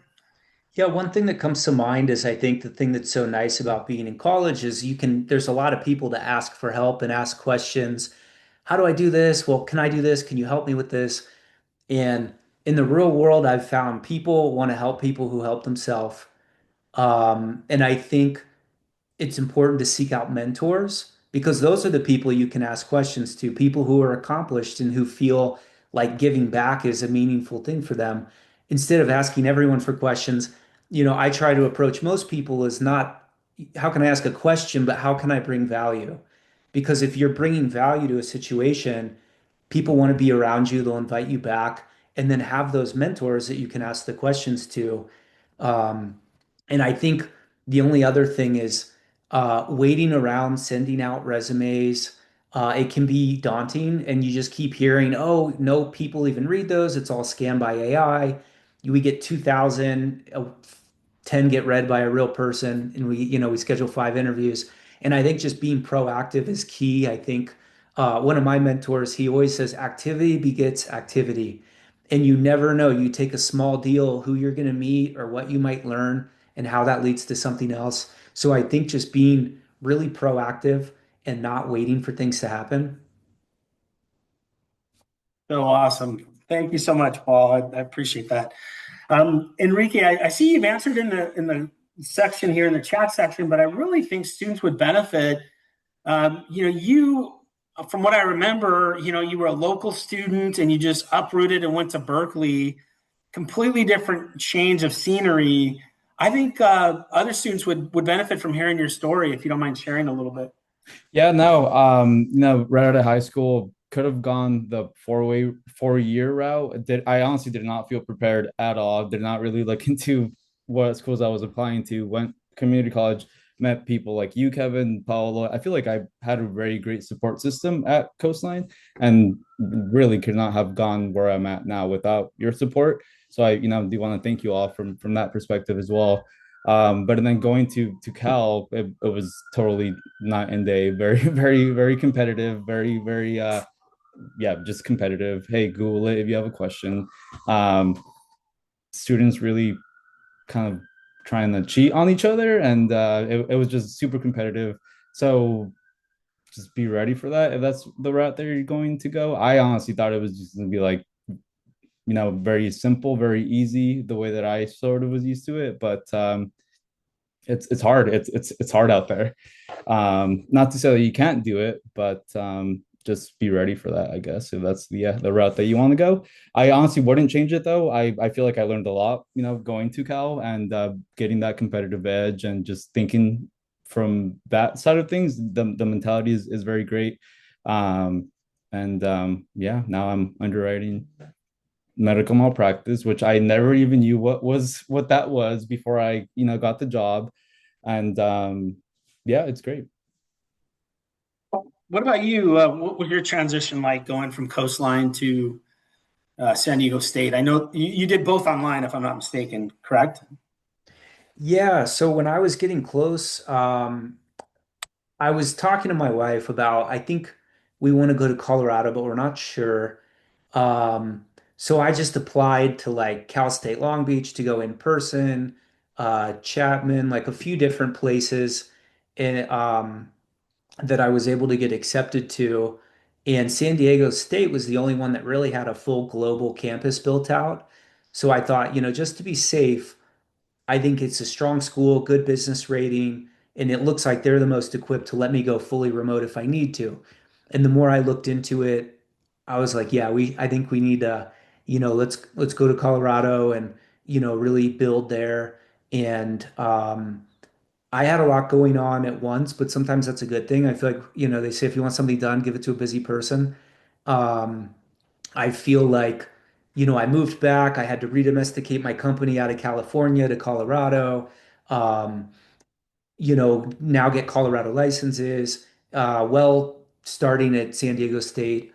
And it was good. It was just because they don't offer the same level of this type of interaction as Coastline and Professor Erdkamp. I'm still glad I went there, and I'm not, I would choose it again. There were cool entrepreneurship classes and finance classes, investment courses that were really interesting and valuable.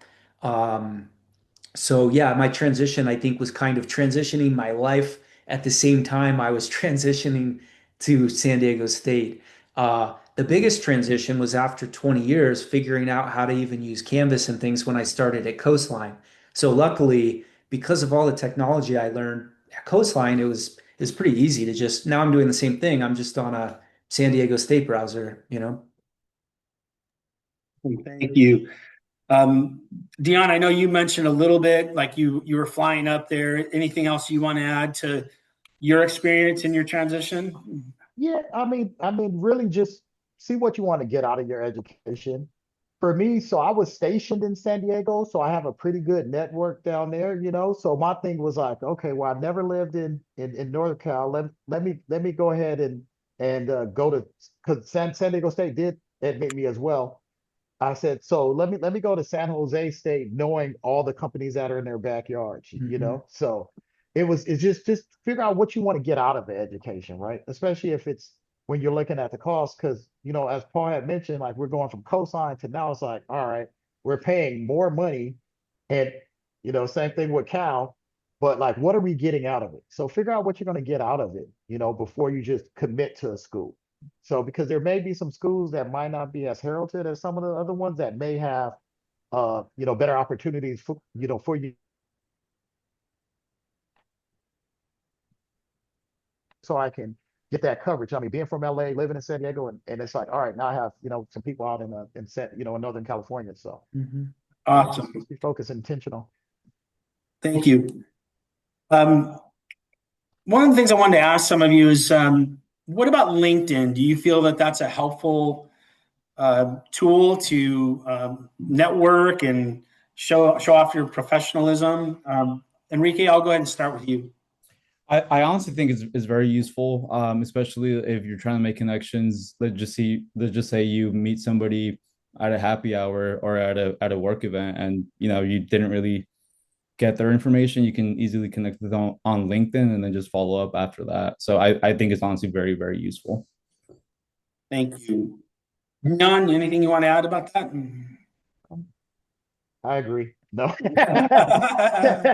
no, it's true. No, it's definitely true. Because even having went to San Jose, like you said, there were some people that we had some really good conversations, and either I misspelled their name or didn't get their information, and then they, because I'm just now getting my LinkedIn, built out and making those connections, and then they're, wanting to connect, but it's again, it's remembering my first name that I went to San Jose and kind of piecing it together, which was interesting. I'm like, okay, that was a genuine connection. So awesome. Paul? I think it depends a little bit on your industry, because I would say for about 10 years making films and working on TV, my LinkedIn just sat there and collected dust. And I had one and I approved everyone. So I had 1,000 people on there, never didn't log in for years, didn't need it. In real estate, mortgage, financial space, I think it's awesome. I think it's a great tool. Even recently, I'm connected with my CEO on there. I'll post something and my managing broker likes it. And I just had a title agent add me and, oh, hey, my husband, and we got coffee and, I'll probably use her on my next listing. Um, so I think in the business world, particularly, I've experienced finance, real estate, investments. It's also something that everyone's looking at with like your SEO, because you want to optimize that. What's coming up when people search me? If I'm talking to somebody and they immediately type my name in, having a really sharp looking LinkedIn, I think is just one of the good tools that you should have. There's no downside. Awesome. Okay, I got a great question in the chat here from, I think it's Simone, and I'll go with Paul, and then I'll go back to Dion. But it's any recommendations for someone starting out a new business? They didn't say what business, and you're welcome to unmute, Simone, and if you had a specific business in mind, or if it's just one in general. I was just saying one in general, just pursuing it and just going, being young and just starting your own business. What would you do, or what would you go back and do if you started one already? Just trying to get a head count on everything. I've started multiple companies. The first company I started was a production company, and it allowed me to raise money. And I think the one thing I've had people do too early is, I want to be a business owner, so I'm going to go file with Secretary of State. I'm going to have an LLC. I'm going to change my profile to CEO of my LLC. And then all you've done is you've incurred a $800 annual minimum tax. So the one thing I would avoid is immediately filing and getting your LLC. I can't tell you how many people I know where they're like, oh crap, I just got a letter. I owe $2,000 and I never did anything with that business. So I would go the opposite approach and work backwards. I would really flesh out the details of, what do I want to do? What's my value proposition? How can I differentiate myself from what other people who are doing this? And as you start answering those questions, you're going to be attracting, I think, the right people typically that you want to be involved with. And then really, it takes 10 seconds to file with Secretary of State and do the LLC part. I would do that once you're generating income and once you want to file under an S corp or however you want to do it. Um, so that's what comes to mind for me. I agree with you 100% there, Paul. I think that's the last thing you want to ever consider is, like what type of legal entity you're going to be. I mean, there's insurance, there's all other types of things. And I was there. I had an S corp for 20 years, and I'm like, probably 15 of them, I probably just did it because didn't want to shut it down because it affected my ego, and so like I see Dion's left, but Enrique, you want to have any feedback? Hopefully he'll be back. I think he No, just. I'm here. Oh, there you are. Okay. Maybe somebody can spotlight him. Dion, any thoughts on? I know you're starting your nonprofit, either nonprofit or business. Any good advice? It's nothing in no business in particular. Yeah, just start. Just start. You can always pivot and add things as you go because it's gonna come with growing pains. But I mean the best advice is just to start, right? Nothing's gonna start off perfect. If you're in a service industry or a sales industry or even a nonprofit, you're gonna have a direction. You just be keen, like, yeah, that's what we're gonna do. And you're gonna do it, it's not gonna work. It's not gonna work. And you're gonna have to pivot and stay agile and flexible. But the best thing is to just start because I think if you just start, you'll figure it out, and you might even figure out that might not be the business, right? You may find another business on that journey. So you just got to start. Great point. And Professor Thomas put in the comments, I really appreciate, but do buy your URL, right? So get that website up and running, have that locked in for sure. Spend the money on that. Don't spend it on $800 in taxes to the California state. It's unnecessary at this point. Enrique. I honestly I have the same question, so I'm just sort of these answers here. I haven't started. I eventually, hopefully, will. That's all I can say. Awesome. Well, we want to thank you all for joining us today. Here's another one here. I think will be our last question. We got a couple minutes left. What's been one of the biggest growing pains you've experienced with starting your business that you could give some advice on? So I'll go with Dion first. I know it's a nonprofit, but similar thing, and then we'll switch to Paul. So just like some of the biggest growing pains. That was the question. Yes. Doing things that I haven't done before, putting together a board, putting together the infrastructure, figuring out where the office is going to be. I mean, with me, we're doing work in Western Africa, so we're in Ghana right now, right? So initially, it started off, okay, great, we're having an LA office, and it's like, why does that even make sense, right? So then it's great. We're going to, we're going to put the office in Accra in the capital, but we're doing work in the community that's a 2-hour drive. So now the office is in the community, so we can actually have firsthand information. And that's what it is. It's being able to get ahead of things and knowing that you're gonna do some things that are just not gonna work. And it's just not gonna work no matter how big your idea or your goals are. It's just not gonna work. But and to know that you're not a failure, it's just what it is, right? We'll figure it out from there. So just do When it. I've found a lot of times maybe that didn't work, but it led to something else, right? Absolutely. And Yeah. just the conversation does, right? You Yep. it was mentioned to have a mentor in whatever industry that is, right? So definitely that mentor has already had some of those growing pains and can tell you like, you might not want to put too much energy in this because you know what, it didn't work for me. I'm not gonna say it's not gonna work for you, but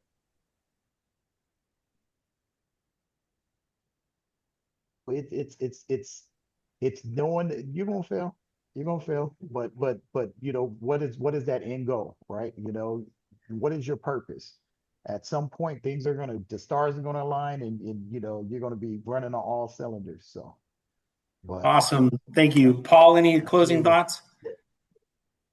I love your advice about just start. I think there's so much value there. I think you learn so many things just by doing. And you'll notice all these other people with similar ideas who didn't start, they just a year later haven't done anything still. And you're like, okay, well, I tripped and I fell and I made some mistakes, but hey, my thing's moving. And once you get something moving, that's when other people want to come on and it can become really magnetic and powerful. Um, and just to be humble and to do your research, and you don't want to retroactively have to play catch up with things like accounting. Understand what you're getting into. If you're a business, pay your quarterly taxes. Those little things make a big difference. Keeping clean accounting records.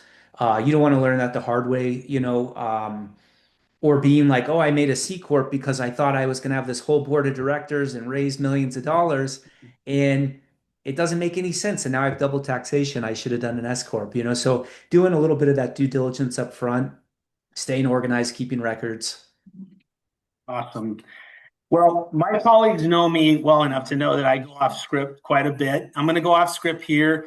We do have an after party that we're going to stick around, but I want to invite you three if you are available. I know I want to be aware of your time and everything, but if you want to stick around, what the plan was, if students had anything they wanted to ask us, and we could go into a separate room if somebody had a specific question. Paulo could facilitate that. You're welcome to do that, but don't feel any pressure to do so. I know your time is all valuable. And I really appreciate everyone who has attended today. If Dr. Natalie is on the Zoom, if she would like to say any closing thoughts, I don't want to put her on the pressure. Oh, no, it's okay. I was prepared this time. I heard you, Kevin. But anyway, thank you all so much for being here today. It was really, really great conversation, and it was great, hearing from the panel, just some really rich information. And so, I definitely look forward to, doing this again. But thank you all for being here. All right, thank you. Paulo, could you also put on yourself and everyone else? And I would be remiss if I did not want to, if I didn't mention Paulo. He has been instrumental every single year. He is behind the scenes, and he has a great career center. He has a lot of knowledge. He puts on a lot of great seminars. He helps with resumes.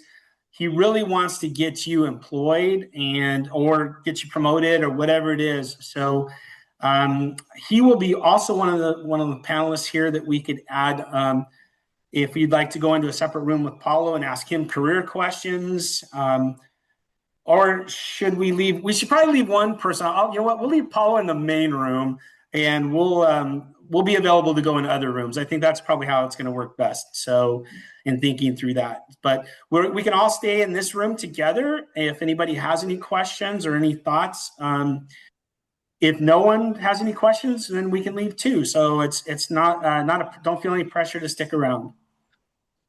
Before everyone leaves, I put on the chat a survey. So if you're getting extra credit for the class, please fill that out. You're also going to get an email with that as well too. So there you go. Thank you. Got a request to discuss resumes. It's one of my favorite topics, broadly misunderstood. I'm happy to share some thoughts here, or I could go into a breakout room, whatever folks would like. What do we think? Actually, I think this is pretty relevant. So I'll just say that resumes, I think, are on the way out. That said, I do think you should have one.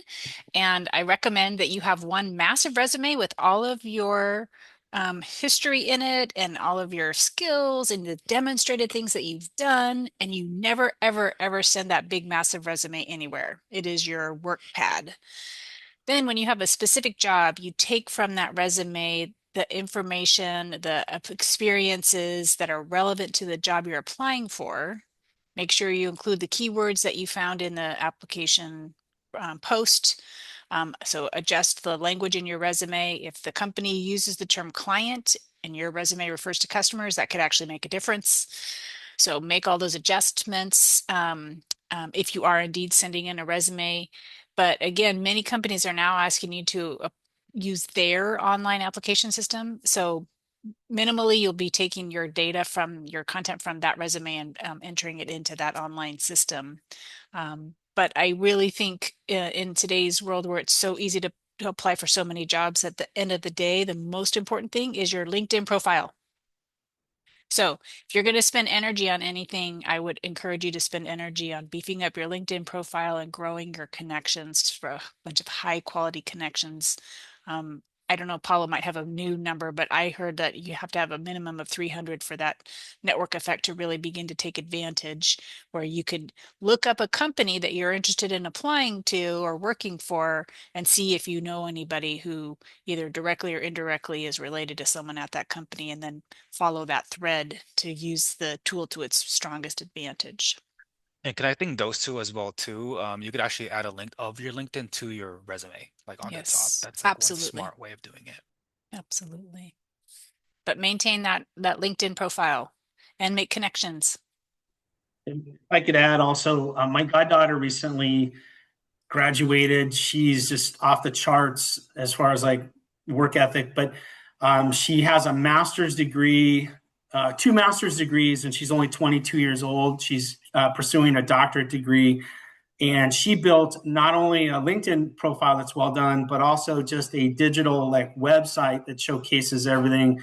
I don't think that's for everybody, but there are those types of ideas out there that I do agree with Professor Thomas that the old printed resume will be a thing of the past very, very soon. But as you heard though, also you have to be very careful when you're designing that, like not to use AI like Jamie was saying, because it's you want to stand out. And Justin or Jessica, you want to add anything? Yeah, I would love. Oh, can we make sure that is Jessica highlighted? She's not highlighted or pinned in I don't see her pin, but if we could pin her as well. I'm just gonna geek out a little bit. The whole resume thing is really cool from a PhD or doctoral level and theory type of thing. So I'm gonna drop a little bit of stuff in the chat. Um, and what a resume is basically, it signals to employers, right, what you're capable or maybe capable of doing. And so there's these concepts called information asymmetry, right? You go in for a interview, right? The the employer or potential employer, they don't know anything about you. So that's why they've asked you to send those resumes in, because they're trying to reduce that information asymmetry. They're trying to find something out about you. And it's the same thing when you go into an interview process, right? And you're sitting there, it's very, very important to ask questions of those people that may be interviewing you so you can get information from them as well. So resumes and LinkedIn profiles, all of this stuff, you're sending out signals, right? And how people interpret those signals is how well you do things, like how filled out your LinkedIn profile is, how filled out is your resume, how much, as Professor Thomas talked about, how does your resume actually fit to the job that you're actually applying for, right? Is it just your generic one, or did you customize it like Professor Thomas says? So there's a whole area of signaling theory that is studied at the doctoral level about signals that we throw off, and resumes and LinkedIn are those things. And Enrique put in the chat, like as far as cover letters, they're optional, but they do help. And I will add one thing though: make sure that if you're mail merge, doing those types of things, that they're correct. Because I've been on a lot of hiring committees where it says "Dear San Diego State," and it's just not really appealing when they're applying for a coastline position or whatnot. Hey, we got Jessica on there. It took us a while. We got Jessica added and spotlighted. Jessica, you want to add anything? I think with the resumes, I think it was Dan that said that there should be no excuse for misspelled words or anything anymore. So that's one of the very first things when you have a whole stack of resumes. I think I heard somewhere, if a human is still looking at it, the average time they're going to glance at your resume is like less than 2 seconds. Like first, they're going to glance at it and they're either going to stop and actually read it, or they're glancing at it and they're just going to throw it out. And this is back when it was a paper thing, but still, it's the same principle applies. Is if there's something glaring that's there, that's the first thing. Somehow our eye always finds it. So really have other people look at your job, and I would have your resume. I'd have other people who while you want to tailor your resume, I would have it proofread by somebody who maybe doesn't know much about the job that you're applying for. Because the first people sometimes that are going to see that resume are not necessarily the hiring managers. It could just be a regular screener. And so if it looks so confusing, like you just want to make sure that you have somebody else with a different set of eyes look at it as well. Great point. There And was a great question in the Zoom about standing out during interviews. And the question was about sharpening your skills. And Paulo offers to do mock interviews with you. That's really the best way. Anticipate the questions, plan ahead for what they're going to be. You can Google those, but be really, really good at the tell us a little bit about yourself question. That's going to set the tone for your entire interaction in that interview. That should be under 90 seconds for most interviews, not everyone, not an Professor academic Thomas, one. when they start off with tell you about yourself, does that mean you start with where you were born? Does not. It does Oh. not.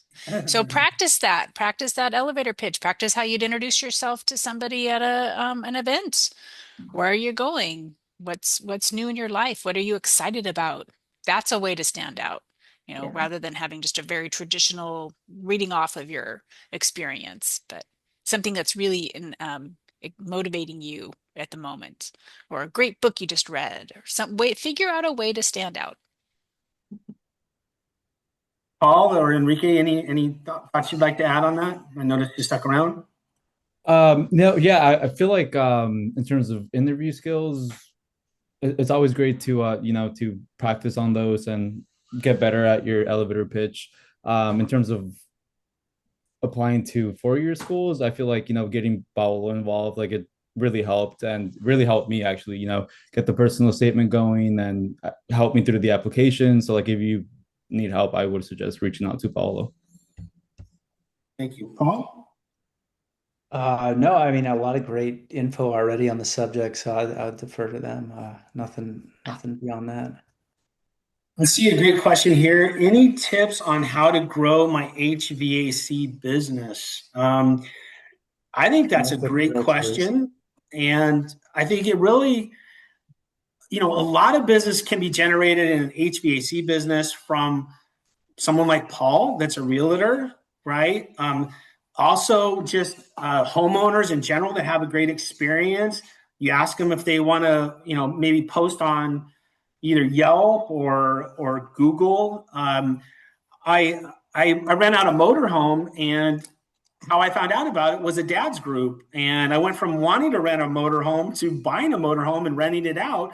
And this guy's got like 5-star reviews. And so like it's word of mouth. I can't stress it enough. I think it's super important, especially in a business like that. I think also being fair and not just trying to take advantage of every homeowner out there, because I think that'll come back and bite you in the end. But if you are fair, there's a transmission shop. I've tried to give them business on 3 different cars, and each time they said, "Hey, I want to help you, but I think you're better off doing this." And that means a lot to me. And so I think there's a lot of situations like that where just developing a good reputation.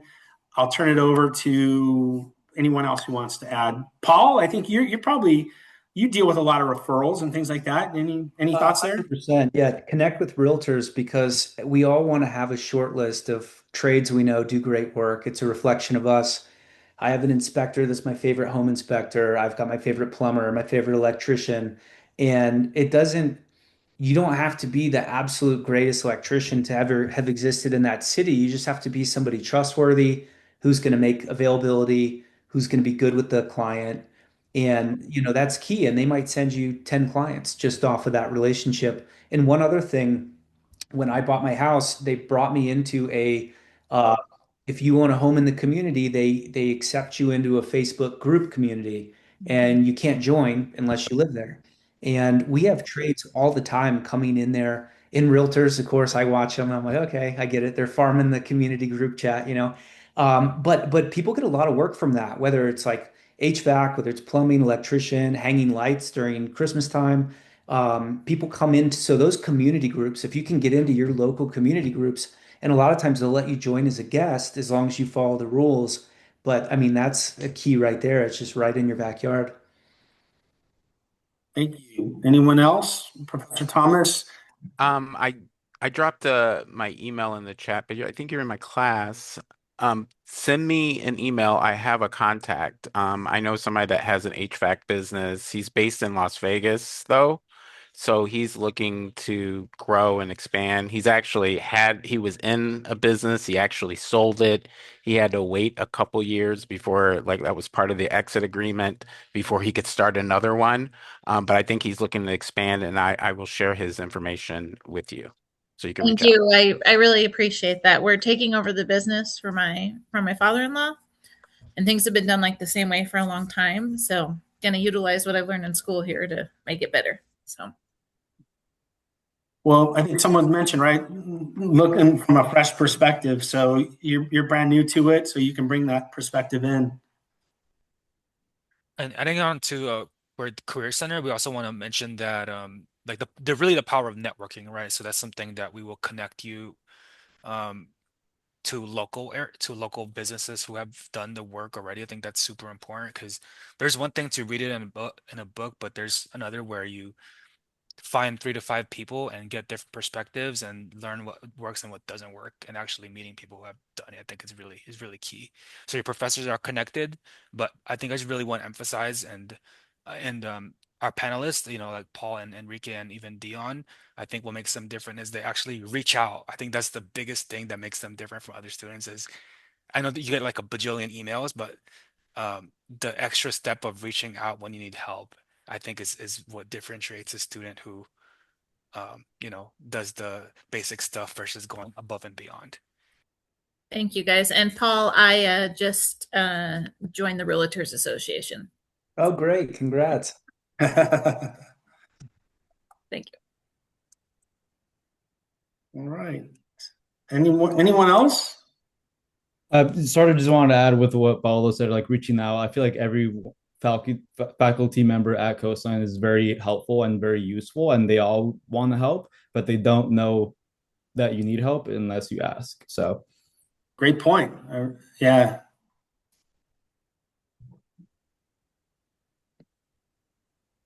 Well, thank you all for joining. And yeah, I'll put my email in the chat too. And if anyone else wants to join me, I think we also have the LinkedIn, but let's see. I know like Abra, Chris, and Shane and Kelly have been have their video on, but I'm wondering if you have any questions or any comments on the event. Like, how was that? How was this for you? Yeah, it was great. I mean, it was very informative and appreciate everybody's time and coming together to put this summit together. Definitely learned a lot, and we'll be reaching out to a lot of you guys on LinkedIn. So thank you so much. Thank you. Yeah, a Please lot do of good reach out. feedback. Oh, sorry. Yeah, a lot of good feedback and ideas. And I definitely need to utilize LinkedIn more for our business as well. So that's another thing on my to-do list. So thank you. And get creative too with it. Abra, like maybe have like a creative saying on your work truck. That's another area. I worked for a general contractor for 18 years, and we got a lot of business because our trucks always looked amazing. And so to have like a well organized, funny saying on it, maybe very clean. That's a big deal too. That's a billboard that when you're driving from one job to another, people are going to see that. And I actually got an HVAC client, or worker sub from a Home Depot parking lot. I saw him and I saw his van and it looked nice and he seemed like a really reasonable person. So like even like at Home Depot, things like that. So where's the business located, by the way? We are in Valley Springs, California. We're in the Gold Country, and we're actually going to expand into the Stockton market. Okay.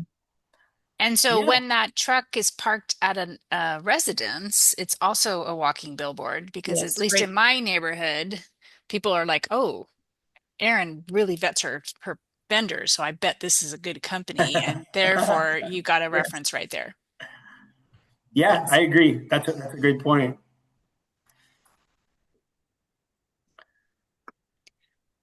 So All hopefully right. the messages reach out to us. We're here to support you.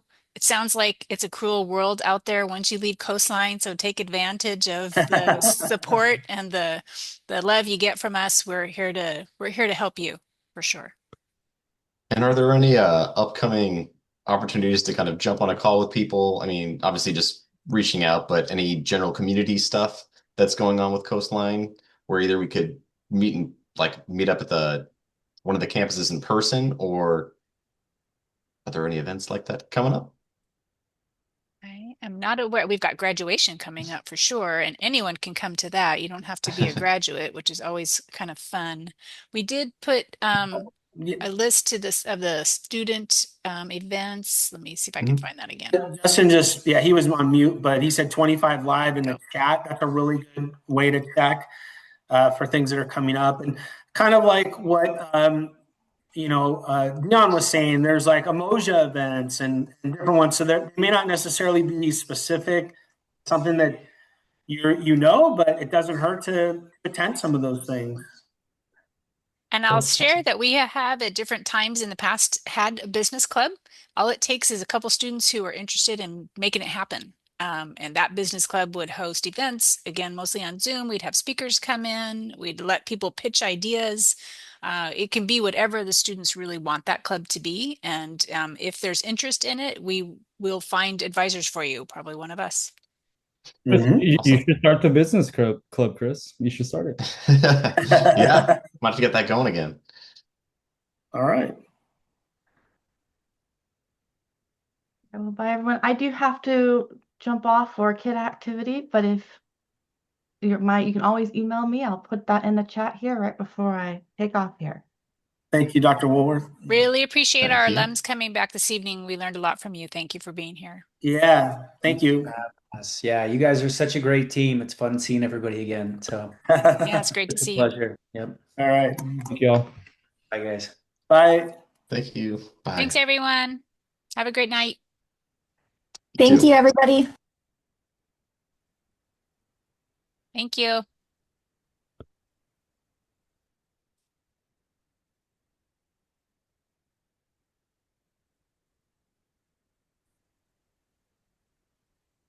All right. There you go. Good job, I everybody. just put the few hangers on in the waiting room because they probably are